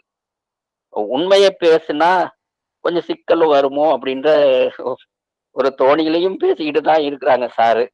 அது எந்த அடிப்படையில அப்படின்றதும் சந்தேகத்துக்கு வழிவகுக்குதுங்க சார். வேற ஒண்ணும் இல்லை. ஏன்னா சில கருத்துக்களை நாம வந்து துணிச்சலோட பேசுறதுக்கும் கொஞ்சம் சொசைட்டி நமக்கு இடம் கொடுக்கறது இல்லை. அந்த அடிப்படையில தான் நீங்க பேசுற கருத்துக்கள்லாம் சில இடங்கள்ல அப்படி வருது. ஏன்னா சில இதை வந்து முத்திரை குத்திடுறாங்க. உண்மையை பேசணும்னு போகும்போது, வரலாற்று அடிப்படையில பேசணும்னு போகும்போது சில இதுகளை முத்திரை குத்த ஆரம்பிச்சிடுறாங்க. இப்போ கல்வெட்டுக்கள்ல எல்லாம் பேசும்போது நிறைய அந்த இவங்க பேசுறதுக்கும் மற்றவங்க பேசுறதுக்கும் வித்தியாசம் இருக்கு. ஆனா கல்வெட்டுக்கள்ல வந்து அழியாம இருக்கக்கூடியது, அந்த காலத்துல இருந்து அழியாம இருக்கக்கூடிய, இப்போ இதுலன்னா பெயர்த்து பெயர்த்து எழுதுறோம் சுவடிகள்ல. ஆனா கல்வெட்டுக்கள்ல அப்படி இல்லை. ஆனா அதுகளை பார்க்கும்போது சில இதுகள்லாம் வந்து ஆஹ் ஆஹ் ஒரு சார் கல்வெட்டுல இருந்தார்ல சார், நீங்க கூட இது எழுதிப்பீங்க, அவரெல்லாம் சொன்ன போது ரொம்ப மகாதேவன் இல்லைங்க சார், இப்போ செம்மொழியில இருந்தார் இல்லைங்களா, அவர் சொல்ல ராஜன் சாரும் இல்லைங்க சார், ஒரு பிராமின் சார். அந்த சொன்ன போது ஏகப்பட்ட எதிர்ப்பு வந்தது. ஆனா சில விஷயங்களை அங்க மனுஸ்மிருதியிலையும் இதுகள்லையும் இருந்ததை எடுத்து காட்டுறாரு. அப்படி சொல்லும் போது தமிழண்ணல் சார்லாம் ரொம்ப வெறுப்போட பேசி அவங்கள மட்டம் தட்டுறதுக்கு தான் பார்த்தாங்க. நாகசாமி சார் இருந்ததெல்லாம் அந்த மாதிரியான குழப்பம் வந்துருது. அப்போ உண்மையை சில நேரங்கள்ல எடுத்து சொல்ல முடியாமையும் ஆகுது. அப்படியும் பார்க்க வேண்டியிருக்கு. எதுக்குமே நமக்கு வந்து ஸ்ட்ராங்கா பேசுறதுக்கு முடியாம இருக்கிறோம். ஒரு பக்கம் உண்மையை பேசணும்னு அறிவியல் ரீதியா பேசணும்னு ஒரு பக்கம், சமுதாயத்துக்கோட ஒட்டி நாம போகணும்ன்ற ஒரு பக்கம், அப்படி போகுதுங்க சார். இருக்கட்டும், அது ரொம்ப டீப்பா போக வேண்டியது இல்லை.